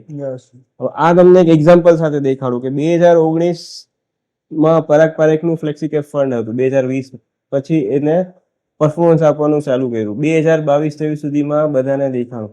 2022-23 સુધીમાં એનું પરફોર્મન્સ બહુ જબરદસ્ત હતું. 2023 પછી એની અંદર ફ્લો બહુ વધી ગયો. આજે એ ફંડ છે ને એ બહુ મોટા લાખો કરોડના, મતલબ હજારો કરોડ, 60-70 હજાર કરોડથી ઉપર એનું છેલ્લે EVM વધી ગયું હતું. ઓકે. તો હવે એને શું છે કે એની પાસે ઓપોર્ચ્યુનિટી નથી. એ લોકોની સ્ટ્રેટેજી પ્રમાણે એને જે સ્ટોક સિલેક્ટ કરવાના છે એની અંદર એને કમ્ફર્ટેબલ વેલ્યુએશન નથી મળતા ઇન્વેસ્ટમેન્ટ માટેના. કારણ કે કમ્ફર્ટેબલ વેલ્યુએશન એટલા માટે ઇમ્પોર્ટન્ટ છે કે આજે પૈસા નાખે છે તો 2 વર્ષ પછી એને શું મિનિમમ રિટર્ન મળશે ને એને ખ્યાલ હોવો જોઈએ. વેલ્યુએશન જ એટલા બબલ હોય તો એને નથી મળવાનું. તો એને શું કરવું છે કે એ કેશની સાઈડ એને વધારી નાખી છે. હવે 2 વર્ષની અંદર સપોઝ કે એને પરફોર્મન્સ ન કર્યું તો જે રોકાણકારો છે ને એને જે શોર્ટ ટર્મ જોઈને આવ્યા છે, મતલબ પરફોર્મન્સ જે લાસ્ટનું જોઈને નાખ્યા છે પૈસા, એ લોકોને થોડું સાયકોલોજીકલી ઇમ્પેક્ટ આવશે અને ત્યારે પાછું સ્વિચિંગ જેટલું એગ્રેસિવ થયું ને એટલું એગ્રેસિવ સ્વિચ આઉટ બી થઈ શકે. તો આ એક ટાઈપનો છે ને આલ્ફા ટ્રેપ છે. આલ્ફા એટલે કે તમે જૂનું આલ્ફા જોઈને આવ્યા છો પણ હવે વેલ્યુએશન નથી અને ફંડ બહુ મોટું થઈ ગયું છે, એનો કેશ રેશિયો એને વધારી દીધો, તો ફંડ જે આવનારા 2-3 વર્ષ કદાચ પરફોર્મ ન કરે કોઈ ફંડ, તો એ ત્યારે તમે આલ્ફા ટ્રેપ આવી ગયા ગણાવો. એને આલ્ફા ટ્રેપ કહેવાય.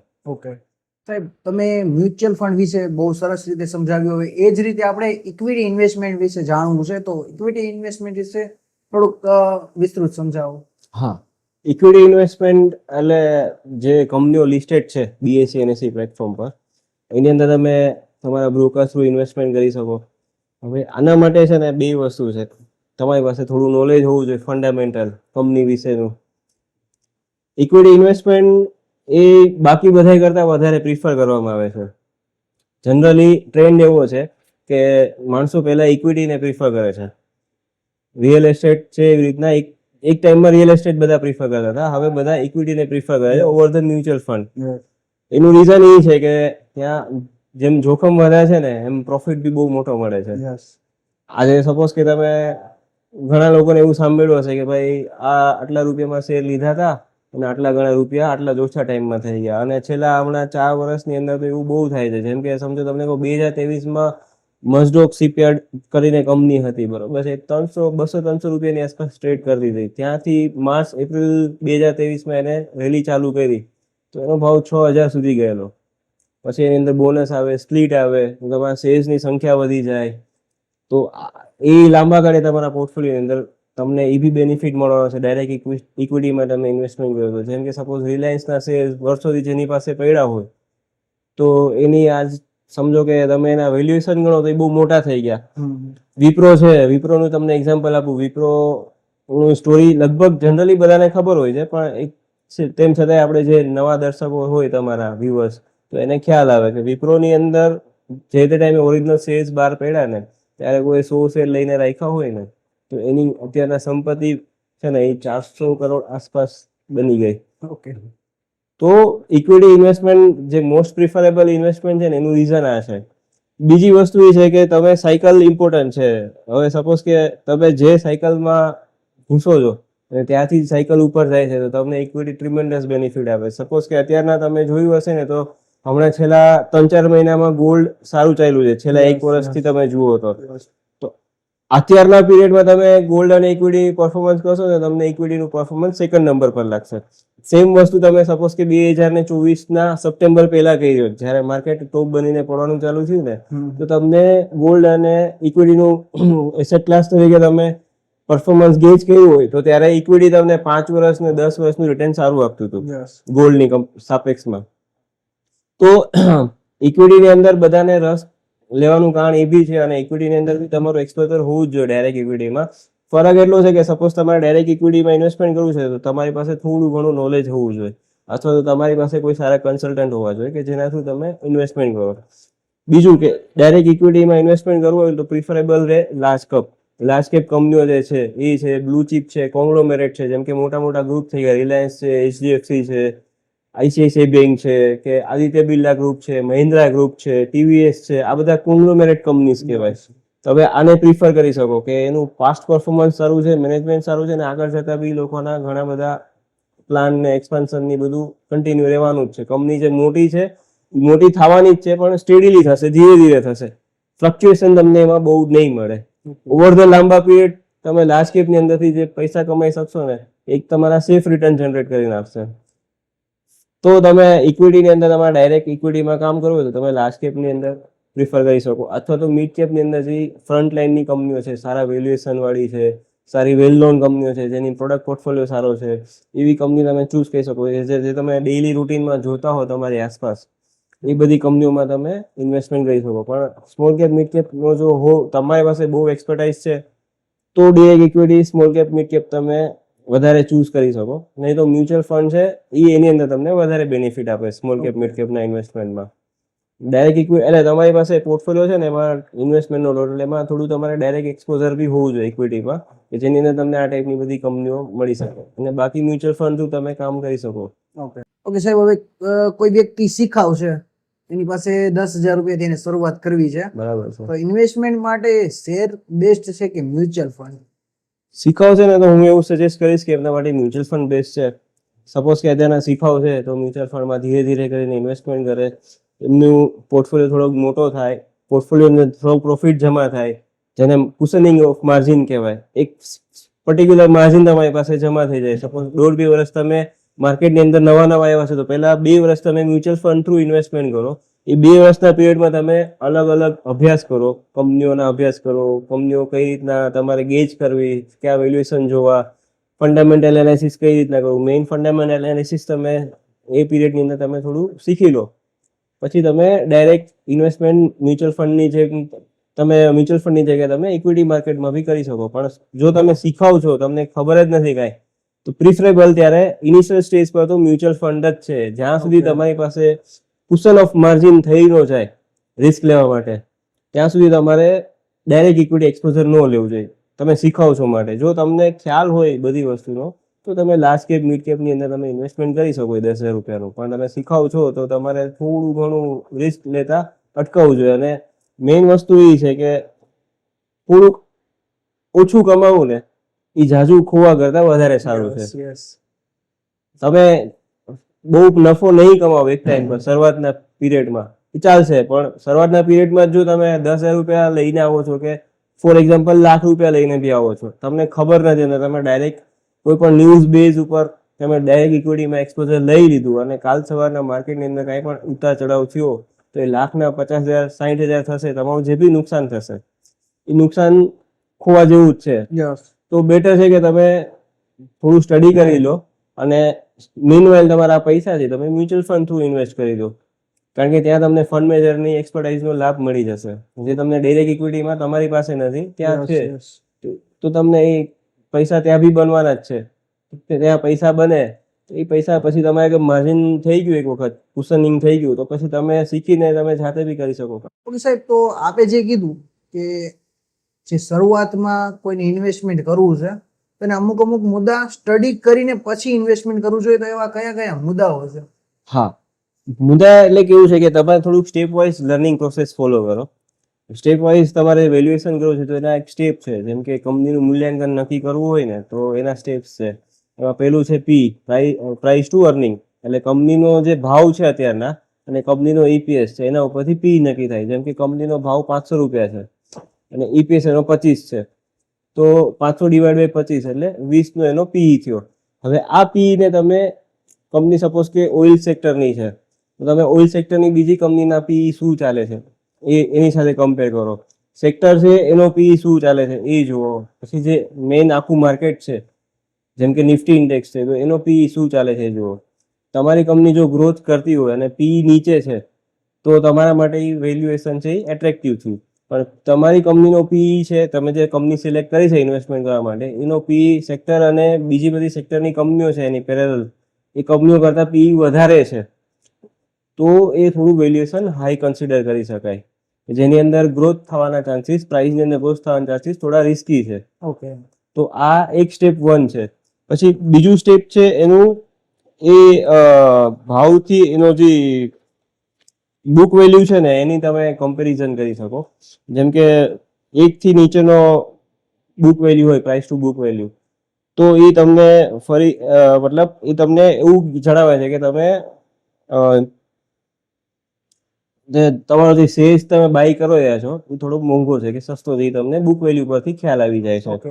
પછી ત્રીજું છે કે એની વૃદ્ધિની સંભાવના કેટલી છે, મતલબ કંપનીનો જે ગ્રોથ છે, માર્જિન ગ્રોથ છે, કંપનીનો પ્રોફિટ કઈ વસ્તુઓ ઉપર એવું આગળ જતા છે કે પ્રોફિટ વધી શકે, કંપનીનું સેલ્સ વધી શકે, કંપનીનું પ્રોફિટ વધી શકે, કંપનીનો જે માર્જિન રેશિયો છે મતલબ પર્સન્ટેજ, XYZ એમાઉન્ટનું રેવન્યુ છે કંપનીનું, સેલ્સ છે બરાબર છે, તો એની સામે સપોઝ કે એનો 8% તેના માર્જિન રેશિયો છે, તો એ માર્જિન રેશિયો વધે છે, ઘટે છે, સ્ટેબલ રહે છે, એ બી તમે કન્સિડર કરી શકો છો ઇન્વેસ્ટમેન્ટ માટે. તો આવી ઘણી બધી વસ્તુઓ છે કે તમે વન બાય વન તમે કન્સિડર કરી શકો. સૌથી ઇમ્પોર્ટન્ટ છે કંપનીનું જે મેનેજમેન્ટ છે. ઓકે. સપોઝ કે આ બધી વસ્તુ તમે કન્સિડર કરી લીધી, તમે એક સારું વેલ્યુએશન જોયું, હવે મેનેજમેન્ટ કોઈ એવું છે કે એનું ટ્રાન્સપરન્સી નથી, એને જે કામ કરવું છે એ થોડું કોન્સ્પિરસીથી કામ કરે છે, તો આવા ઘણા બધા એક્ઝામ્પલ હાલની તારીખમાં બી થયેલા છે કે કંપનીના ભાવ એ બધું સારું હતું, કંપનીની ઓર્ડર બુક સારી હોય અને અચાનક મેનેજર, કંપનીનું મેનેજમેન્ટ છે એની અંદર કોર્પોરેટ ગવર્નન્સના કાંઈ ઇસ્યુ થાય અને કંપનીમાં ન્યૂઝની પછી જે ફોલ આવે પ્રાઇઝમાં, એ અલગ જ વસ્તુ થઈ જાય. એટલે મેનેજમેન્ટ છે સૌથી બેસ્ટ છે, કારણ કે મેનેજમેન્ટ છે એ કંપની ચલાવવા માટે પૂર્ણ રીતે જવાબદાર હોય છે. હવે જો સપોઝ કે મેનેજમેન્ટ જ ઓનેસ્ટ અને ટ્રાન્સપરન્ટ ન હોય તો તમે એ કંપનીમાં ઇન્વેસ્ટમેન્ટ કરો કોઈ પણ સારા વેલ્યુએશન જોઈને, કારણ કે ટ્રાન્સપરન્સી નથી તો શું છે કે તમને જે વેલ્યુએશન મળ્યા છે એ બુક્સને મેનિપ્યુલેટ કરીને બી મળ્યા હોઈ શકે, અથવા તો મેનેજમેન્ટ છે એને પ્લેજ કરેલું છે ક્યાંય, તો એ બી તમે જુઓ કેટલા શેર્સ પ્લેજ કર્યા છે, કંપનીનો ડેટનો રેશિયો શું છે, કંપનીએ કંઈ દેવું કર્યું છે, મતલબ લોન લીધી છે, શેર્સ પ્લેજ કરીને લીધી છે, તો એ લોન લીધી છે એનો શું યુઝ કરવાનો છે. જો કંપની એના પ્લાન્ટના એક્સપેન્શનમાં યુઝ કરતી હોય તો એને તમે કન્સિડર કરી શકો કે ડેપ્ટ છે, એના ડેપ્ટ છે એ મેનેજમેન્ટ છે એ પોતાના કોઈ પર્સનલ યુઝમાં યુઝ કરતું હોય, શેર્સ પ્લેજ કર્યા છે, એની એમાઉન્ટ જે આવી પ્લેજ કરીને જે રેવન્યુ આવી, એટલે કેશ ફ્લો આવ્યો, એને મેનેજમેન્ટ બીજી કોઈ જગ્યાએ યુઝ કરતા હોય રાધર ધેન કંપનીના ગ્રોથ માટે, કેપિટલ એક્સપેન્સ માટે, તો એ તમારે ત્યારે થોડું એલર્ટ રહેવું પડે. અને બીજી વસ્તુ એ છે કે મેનેજમેન્ટ ઘણી વખત એવું હોય છે કે પોતાના શેર્સ છે ને એને ફ્લક્ચ્યુએટ બી કરાવતા હોય છે, તો તમારે શેર હોલ્ડિંગ પેટર્ન કન્ટિન્યુ તમારે એ બી નજર રાખતી રહેવી પડે. તો આવા અલગ અલગ ઘણી બધી વસ્તુઓ છે કે તમે કહી શકો. મેઇન વસ્તુ છે ને ઈપીએસ છે, કંપનીનો અર્નિંગ પર શેર, કંપનીને જે પ્રોફિટ થયો છે તો જેટલા શેર એને એલોટ કરેલા છે ઇક્વિટી શેર્સ, એ સામે એની ઉપરથી રેશિયો એનો કેલ્ક્યુલેટ થાય છે. હવે અર્નિંગ પર શેર છે ને એ ગ્રોથ કરતું હોય તો કંપની સારી છે, અર્નિંગ પર શેર ગ્રોથ કરશે તો તમારો પી છે એ તમને જસ્ટિફિકેશન આપશે, કારણ કે પી તમારો બહુ વધશે નહીં. એક સર્ટેન લેવલથી પી તમારો વધી ગયો મતલબ તમે કેવું છે કે કંપનીને પૈસા વેલ્યુએશનથી પૈસા વધારે તમે પે કરી રહ્યા છો ઇન્વેસ્ટમેન્ટ માટે, તો ઈપીએસ છે એ બધી વસ્તુ તમે કેલ્ક્યુલેશન કરવાનું શીખીને તમે આગળ જઈને ઇન્વેસ્ટમેન્ટ કરી શકો છો.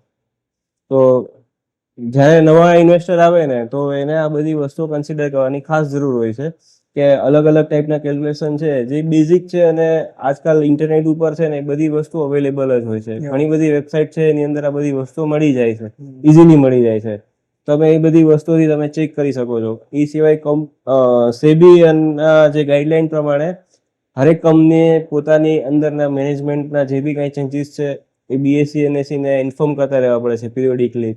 હર 3 મહિને મેઇન બોર્ડની કંપની હોય તો એને હર 3 મહિને ફરજિયાત પોતાના ક્વાર્ટરલી ડેટા અપડેટ કરવાના હોય છે, જેની અંદર એને સેલ્સ કેટલું થયું, એક્સપેન્સ શું થયો, ડેપ કેટલું વધ્યું ઘટ્યું, આ બધી વસ્તુ એ લોકો એના રિઝલ્ટની અંદર અપડેટ આપતા હોય છે. એ સિવાય કંપનીની કોઈ ઇન્વેસ્ટર મીટ છે, કોઈ ઇન્વેસ્ટર કંપનીની અંદર ઇન્વેસ્ટમેન્ટ કરવાનો છે, તો એ બધી વસ્તુઓ બી કંપની રેગ્યુલર બેસિસ પર અપડેટ આપતી હોય છે. બીએસસી એનએસસી ની વેબસાઇટ ઉપર લોકો કોર્પોરેટ ફિલિંગના હેડિંગની અંદર આ બધી વસ્તુ અપડેટ કરતા હોય છે. કંપનીની અંદર ઘણી વખત ઇક્વિટીની જરૂર હોય તો એ લોકો QIP કરતા હોય, મતલબ ઇન્ફ્લો કેશની જરૂર, કેશ ઇન્ફ્લોની જરૂર હોય કોઈ પ્રોજેક્ટ એક્સપાન્શન માટે કે કેપિટલ એક્સપાન્શન કોઈ હોય તો એ લોકો QIP કરતા હોય છે, રાઇટ ઇસ્યુ એલોટ કરતા હોય છે નવી ઇક્વિટી જનરેટ કરીને. તો આ બધી વસ્તુની ડિટેલ છે એ BSE ની વેબસાઇટ પર મળી જાય છે. તો ત્યાંથી બી તમે આ બધી ડેટા લઈ શકો છો. ઓકે.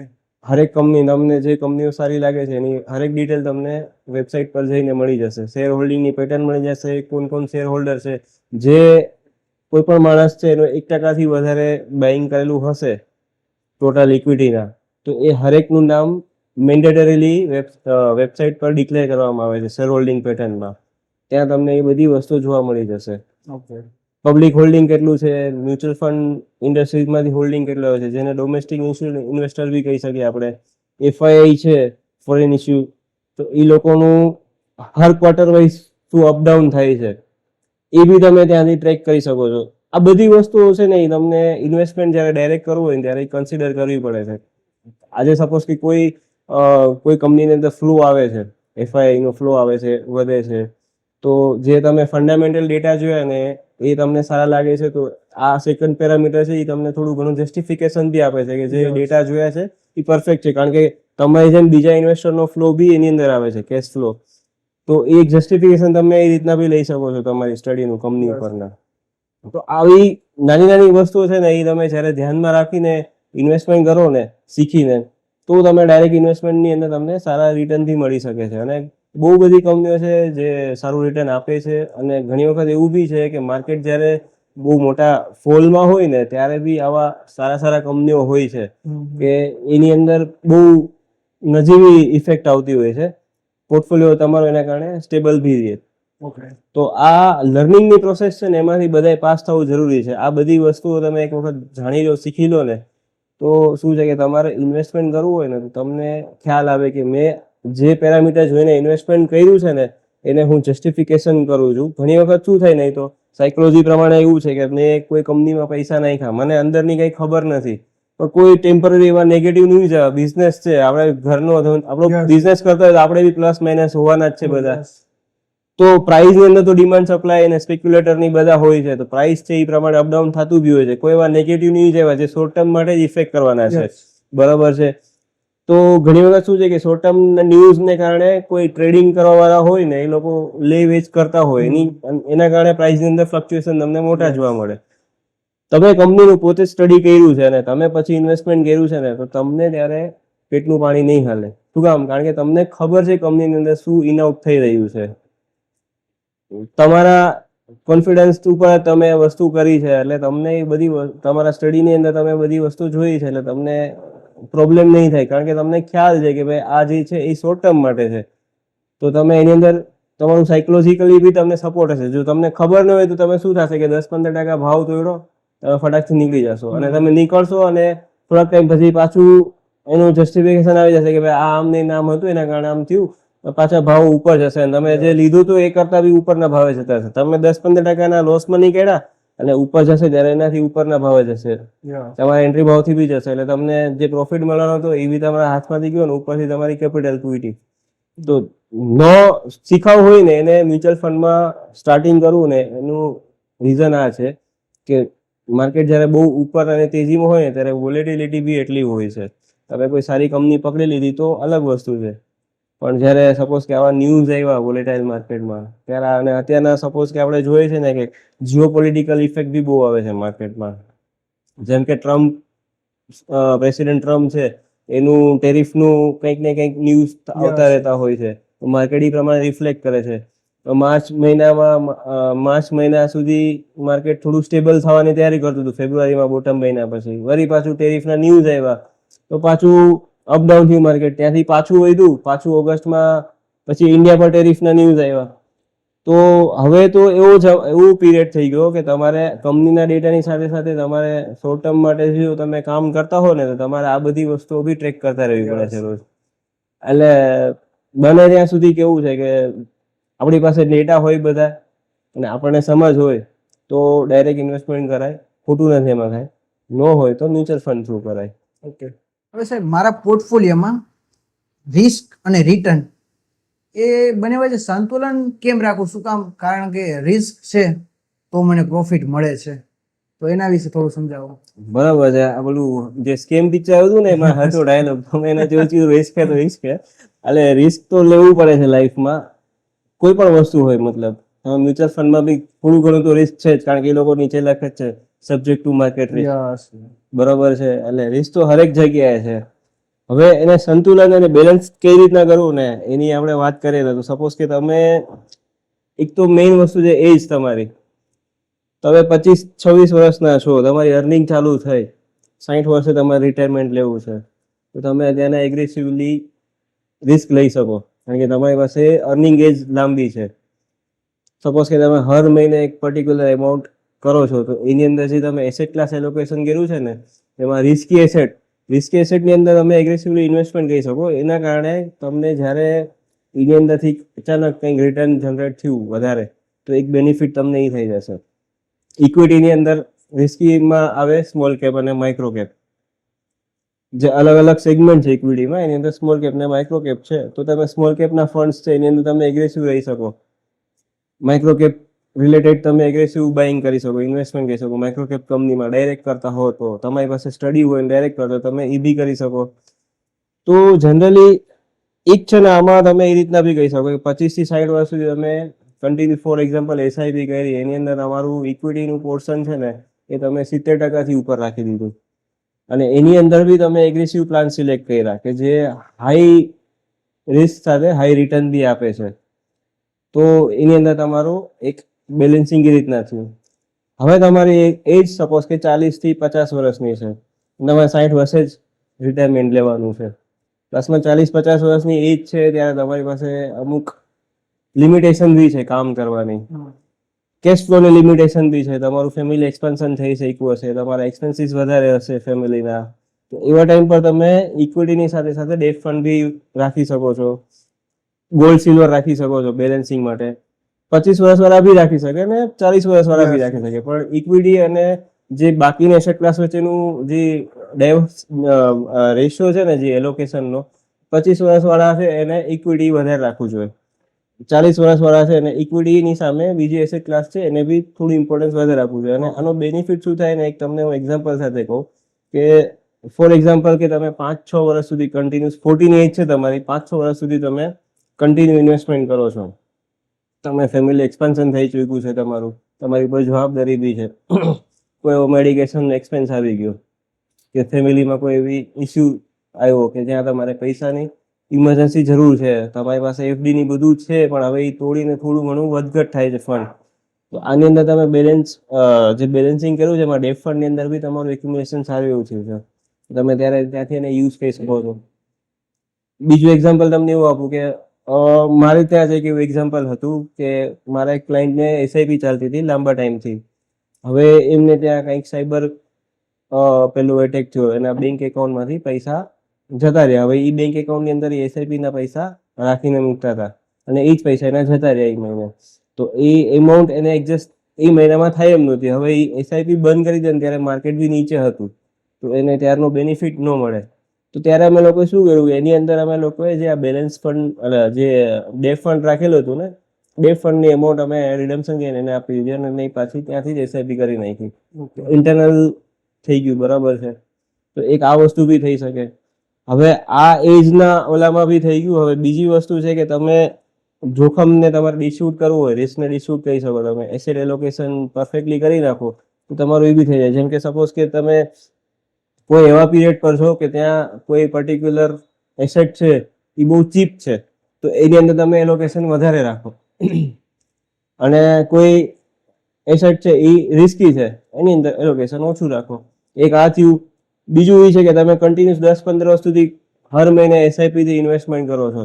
તમારી એમાઉન્ટ ફિક્સ છે કે તમે હર મહિને 50,000 રૂપિયા એસઆઈપી કરો છો, પણ એ એસઆઈપી ની અંદર એક પર્ટિક્યુલર 2-3 વર્ષ પછી તમે એને રિવેલ્યુએટ કરતા રહ્યો, જે પ્લસ માઇનસ થયું હોય પોર્ટફોલિયોનો, એમાં એસેટ એલોકેશનનો જે રેશિયો પહેલેથી ફિક્સ કર્યો હોય તો એને તમે રિવ્યુ કરતા રહ્યો અને એને તમે જરૂર પડે તો ચેન્જ કરતા રહ્યો, અંદર ટ્વિકિંગ કરતા રહ્યો. ક્યારેક કોઈકની અંદર વધારે પ્રોફિટ થયો હોય તો એને ત્યાંથી શોર્ટ ટર્મ રિડમ્શન મારી અને બીજા એસેટ ક્લાસની અંદર તમે શિફ્ટ કરી શકો કે જ્યાં તમને વેલ્યુએશન સારું મળે છે, અથવા તો બીજી કોઈ સેક્ટરની થીમ તમને એવું લાગે છે કે જે 2-3 વર્ષ પછી પ્લે થઈ શકે છે તો તમે ત્યાંથી ત્યાં ગઈ શકો. એન્ડ ઓફ ધ ટાઈમ શું છે કે તમે જે 50,000 રૂપિયાનું ડિસિપ્લિનથી કરો છો એ તમારે કરવાનું જ છે, પણ થોડું ઘણું આ એક્ટિવનેસ રાખો ને તો તમારું ત્યાં જે રિસ્ક છે ને એ બી તમારું થોડું ઓછું થઈ જાય, બેલેન્સિંગ આઉટ થઈ જાય. એક વસ્તુ આવી છે.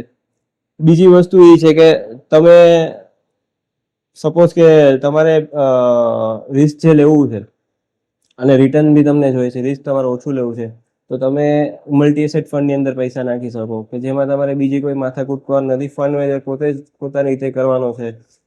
ગોલ્ડ સિલ્વરનું તમે એલોકેશન રાખી શકો. હવે તો એની અંદર એફઓએફ બી આવી ગયા કે જે પોતાની રીતે જ ગોલ્ડ અને સિલ્વરનું ઇન્ટરનલ સ્વિચિંગ કરે છે. ઘણી વખત એવું થાય, હું તમને કહું ને કે લાસ્ટ 2 વર્ષ ગોલ્ડ ચાલ્યું હતું, સિલ્વર ત્યારે નહોતું ચાલ્યું.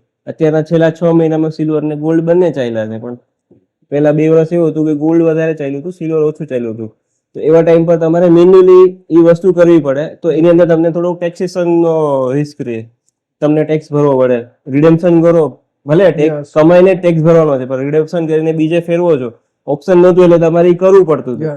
હવે તમારી પાસે એ બી ઓપ્શન આવી ગયા, એવા ફંડ ઓફ ફંડ આવી ગયા કે જે આ બંનેની અંદર ઓટોમેટિક સ્વિચ કરશે ઇન્ટરનલ. તમને એની અંદર ટેક્સેશનની રિસ્ક નહીં રહે, કારણ કે તમારે વિડ્રોલ નથી કરવાનું. વિડ્રોલ એ લોકો ઇન્ટરનલ જ કરે. તમારે તો પેલી જે એનએવી તમારું જાય છે ફંડ, એનએવી ના કેલ્ક્યુલેશનથી તમારું ઇન્ફ્લો એ રીતના જ જવાનો છે, જે ફંડ મેનેજર પોતાની એક્ટિવલી ત્યાં મેનેજ કરશે. તો આ રીતના અલગ અલગ વસ્તુઓ છે, અલગ અલગ સ્ટ્રેટેજી છે. હવે તમે જો તમને ખ્યાલ હોય તો તમે જાતે કરી શકો, નહીં તો તમારે જે મ્યુચ્યુઅલ ફંડ ડિસ્ટ્રીબ્યુટર હોય એટલે તમે એ સાથે બેસીને તમે ડિસ્કસ કરી શકો કે ભાઈ મારું આ એજ છે, મારી લિમિટેશન અત્યારના ઓછી છે, જવાબદારી નથી મારી પાસે, તો એ તમને એગ્રેસિવ પ્લાન તૈયાર કરી આપશે. અને તમારે હર 3-4 વર્ષે એને એક વખત એની સાથે તમારો જે બી એડવાઇઝર હોય એની સાથે બેસીને તમારે રિવ્યુ કરતા રહેવાનો પોર્ટફોલિયો, તો તમારું રિસ્ક છે એ બેલેન્સિંગ રહેશે. ટાઈમ ટુ ટાઈમ તમે રિવ્યુ કરો ને તો શું છે કે જ્યારે કોઈક વસ્તુ એવી હોય કે જે બહુ એકદમ એક્સ્ટ્રીમ લેવલ પર વધી ગયું હોય, ટાઈમ પર તમે એની અંદર એક્શન ન લીધી અને પછી પાછું નીચે આવી જાય તો શું છે એ પેપર ઉપરનો પ્રોફિટ થઈ ગયો ગણાય. એ 3 વર્ષે આપણે જોયું ને એમ લાગે બહુ મસ્ત છે, બહુ મસ્ત છે. પછીના 2 વર્ષમાં એ નીચે ગયું હોય, મતલબ નેગેટિવ તો ન થાય, પણ 100 રૂપિયા વાળી એને 80 રૂપિયા થઈ ગયો. તમે 50 થી નાખ્યું હતું 100 થઈ હતી 3 વર્ષમાં. 3 વર્ષમાં તમારા પૈસા ડબલ થયા હતા, પણ પછી 100 વાળી એને બી પાછી 80 બી થઈ ગઈ હતી. તો એ 100 રૂપિયા થઈ હોય ત્યાં તમે થોડા ઘણા વિડ્રોલ કરીને બીજી કોઈ સારા ઓલામાં બી એડવાઇઝરની સાથે કન્સલ્ટ કરીને નાખી શકો. જો એ ના પાડે તો કરવાની કઈ જરૂર નથી, પણ ટૂંકમાં આ ટાઈપના રિવ્યુ કરતા રહેવા જોઈએ હર 3-4 વર્ષે. હા, એસઆઈપી કરો છો એ તમારે ડિસિપ્લિનથી હર મહિને તમારે એસઆઈપી જાવી જ જોઈએ, અથવા તો તમે પર્ટિક્યુલર કોઈ ETF ની અંદર મેન્યુઅલી તમે કરો છો ડીમેટ એકાઉન્ટમાં, જે ઇક્વિટી જે છે એવી રીતના ETF મ્યુચ્યુઅલ ફંડના યુનિટ્સ હોય છે, પણ એઝ અ ઇક્વિટીના ડિમાન્ડ સપ્લાયના રૂલથી એ લોકો બાય સેલ તમે ઇન્ટ્રાડે બી કરી શકો અને જ્યારે તમારે વેચવું ત્યારે વેચી શકો, લઈ શકો. એ મ્યુચ્યુઅલ ફંડમાં જેમ આપણે T+2 જે લાગે છે રિડેમ્પશનમાં, એની અંદર એવું નથી હોતો રૂલ. એની અંદર તમે આજે વેચ્યા તો કાલ સવારના તમને બ્રોકર પાસેથી પૈસા લઈ શકો છો, બિલ બને એટલે સાંજના. તો એ ETF ની અંદર તમે ટ્રેડ કરી શકો. આજકાલ સેક્ટરની થીમ વાળા ઘણા બધા ETF અવેલેબલ છે. તો તમે તમારા પોર્ટફોલિયોની અંદર રિસ્ક બેલેન્સિંગ આઉટ કરવા માટે ડાયરેક્ટ એક્સપોઝર કંપનીમાં ન લેવું હોય. કોઈ કંપનીનું તમને ખબર નથી, પણ તમને એટલી ખબર છે ડિફેન્સ સેક્ટર ચાલવાનું છે, તમને એટલી ખબર છે કે બેન્કિંગ સેક્ટર ચાલવાનું છે, તમને ખબર છે કે આઈટી વેલ્યુએશન વાઇઝ સારું થઈ ગયું છે, અહીંયાથી મારે 2 વર્ષ હજી નીચે રહે તો બી મારે ભેગું કરવું છે આઈટી સેક્ટરને, તો તમે જ્યારે ETF, કંપની નથી ખબર, કંપની કોઈને શું કરશે આપણને નથી ખબર, તો તમે ત્યારે ETF થ્રુ તમે એને એક્યુમ્યુલેટ કરી શકો કે તમે એવું ડિસાઈડ કરી શકો કે હર શુક્રવારે હું ETF ભેગા કરતો જઈશ સર્ટેન એમાઉન્ટના, જે બી ભાવ XYZ. તમે 6 મહિના નક્કી કર્યા તો તમે ડાયરેક્ટ ઇક્વિટીની અંદર બી તમે ETF થ્રુ કરી શકો. એવી રીતના સેક્ટરની અંદર બાય સેલ કરી શકો, જ્યાં તમારું એક્સપોઝર થોડું રિસ્ક ઓછું રહે. રિસ્ક એક્સપોઝર જે ડાયરેક્ટ કંપનીમાં હોય ને એ થોડું ઓછું રહે ETF ની અંદર. તો આ રીતના આખું તમે બેલેન્સિંગ કરી શકો. તમારું અર્નિંગ્સ, જે રિટર્ન તમારું જે જોઈએ છે તમારું એ, અને જે રિસ્ક છે એ. સાહેબ, તમે શેર અને મ્યુચ્યુઅલ ફંડ વિશે બહુ જ સરસ રીતે અને ઇન ડિટેલ સમજાવ્યું. તો હવે અંતે અમારા વ્યુઅરને શું કહેવા માંગો છો? હા, અત્યારનો ટાઈમ જે છે ને એ વોલેટાઇલ પીરિયડ છે, ડ્યુ ટુ સર્ટેન જે ફાઇનાન્શિયલ ચેન્જીસ બધા થઈ રહ્યા છે. અત્યારના તમે જોશો ને તો ઘણા બધા ડેટા એવા આવે છે, નેગેટિવ બી આવે છે, ઘણી જગ્યાએ પોઝિટિવ ન્યૂઝ આવે છે, ઘણા નેગેટિવ આવે છે. અત્યારના ખાલી એક જ વસ્તુ છે, તમારે 100 રૂપિયા રોકવા હોય તો 100 રૂપિયા એક સાથે નહીં રોકો, અને 100 રૂપિયા એક જગ્યાએ બી નહીં રોકો. પ્લાન કરો કે તમે અલગ અલગ એસેટ ક્લાસની અંદર એને ડાયવર્સિફિકેશન કરો. આજના મૌલિકભાઈના પોડકાસ્ટની અંદર જે મારું મેઇન કહેવાનું છે એ જ છે કે તમારી પાસે એસેટ એલોકેશન હોવું જોઈએ અને ડાયવર્સિફિકેશન બી હોવું જોઈએ, જેથી તમારું રિસ્ક છે એ મેન્ટેન થઈને રહેશે. અને જ્યારે વોલેટાઇલ પીરિયડ જે આવો હશે, જે છેલ્લા 6 મહિનાથી આપણે જોઈએ છે ને, કદાચ આગળ હજી 1-2 વર્ષ સુધી આવો વોલેટાઇલ પીરિયડ રહેશે. ગ્લોબલી, જીઓપોલિટિકલી ઘણી બધી વસ્તુ એવી થઈ રહી છે કે એવી વસ્તુ આગળ જઈને થશે કે જેનાથી ઇક્વિટી માર્કેટ ઉપર ફ્લક્ચ્યુએશન બહુ બધું આવશે, વોલેટિલિટી આવશે. તમે હમણાં જ જોયું હશે કે ગોલ્ડ સિલ્વર આટલું બધું એક સાથે ચાલ્યું અને છેલ્લા 15-20 દિવસ ત્યાં નેગેટિવ જાય છે. એની પહેલા ક્રિપ્ટોમાં ઘણા લોકો કામ કરતા હોય છે, ક્રિપ્ટોમાં બી આવી વસ્તુઓ થઈ છે. તો આ બધી વસ્તુઓ કેવું છે કે એક તો ક્રિપ્ટો અને એ બધી વસ્તુ એવી છે કે એ તમને છે ને એડ્રેનાલિન, જે આપણે રસ કહીને એ ટાઈપની મજા આપે છે. બને ત્યાં સુધી એ વસ્તુથી આઘું રહેવું ક્રિપ્ટોથી. ઘણા લોકો મને બી પૂછતા હોય છે ક્રિપ્ટોમાં ઇન્વેસ્ટમેન્ટ કરાય કે ન કરાય, પણ ક્રિપ્ટોની અંદર બને ત્યાં સુધી ઇન્વેસ્ટમેન્ટથી આઘું રહેવાય. કારણ કે એની અંદર તમે છે ને અભિમન્યુ જેવું બની જશો કે એક વખત તમે એન્ટ્રી તો થઈ જશો, તેજી થશે, મજા બી આવશે. આગળ તેજી થઈ શકે ક્રિપ્ટોમાં, હું ના નથી પડતો, થશે બી કદાચ તેજી થઈ શકે, મજા બી આવશે. પણ જ્યારે એક પોઈન્ટ પર જઈને બધું ખતમ થશે ને, ત્યારે તમને એક્ઝિટનો મોકો નહીં મળે એની અંદર. તો તમારા પૈસા ત્યારે ખોટા થઈ જશે.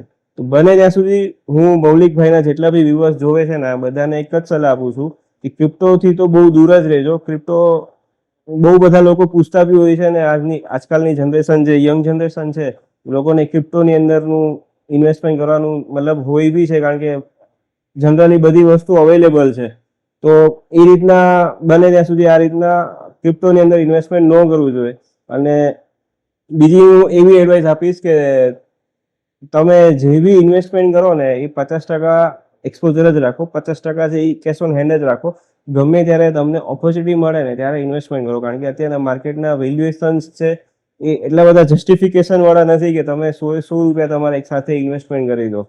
તો આ એક મારું કહેવાનું છે તમારા વ્યુઅર્સને કે એકદમ કોશિયસ જે તમારો એપ્રોચ છે માર્કેટ સાથે, એ કોશિયસ રાખો. અહીંયાથી તેજી થશે, તમને ફોમો બી થશે. ફોમો થાય તો બી એક સાથે તમારું ફ્રેશ ઇન્વેસ્ટમેન્ટ લોંગ ટર્મ માટે જે બી તમે પ્લાન કર્યું હોય ને, એક સાથે પાર્ક નહીં કરતા. જે કરો એક કટકે કરજો જ્યારે ઓપોર્ચ્યુનિટી આવે. કારણ કે લોંગ ટર્મ પોર્ટફોલિયો બનાવવા માટે તમારે બોરિંગ બનવું પડશે, તમારે ધીરજ રાખવી પડશે, તમારે પેશન્સ રાખવી પડશે. બોરિંગ ઇન્વેસ્ટર બનશો તો લાંબા ગાળે બહુ સરસ પૈસા બનશે ઇન્ડિયન માર્કેટની અંદર. આ એક મારું જસ્ટ કહેવાનું છે. તો સાહેબ, તમે તમારો કિંમતી સમય આપ્યો એ માટે આપનો ખૂબ ખૂબ આભાર. અને વાતો વિથ મૌલિક યુટ્યુબ ચેનલ તરફથી આપને એક ગિફ્ટ. Thank you મૌલિકભાઈ.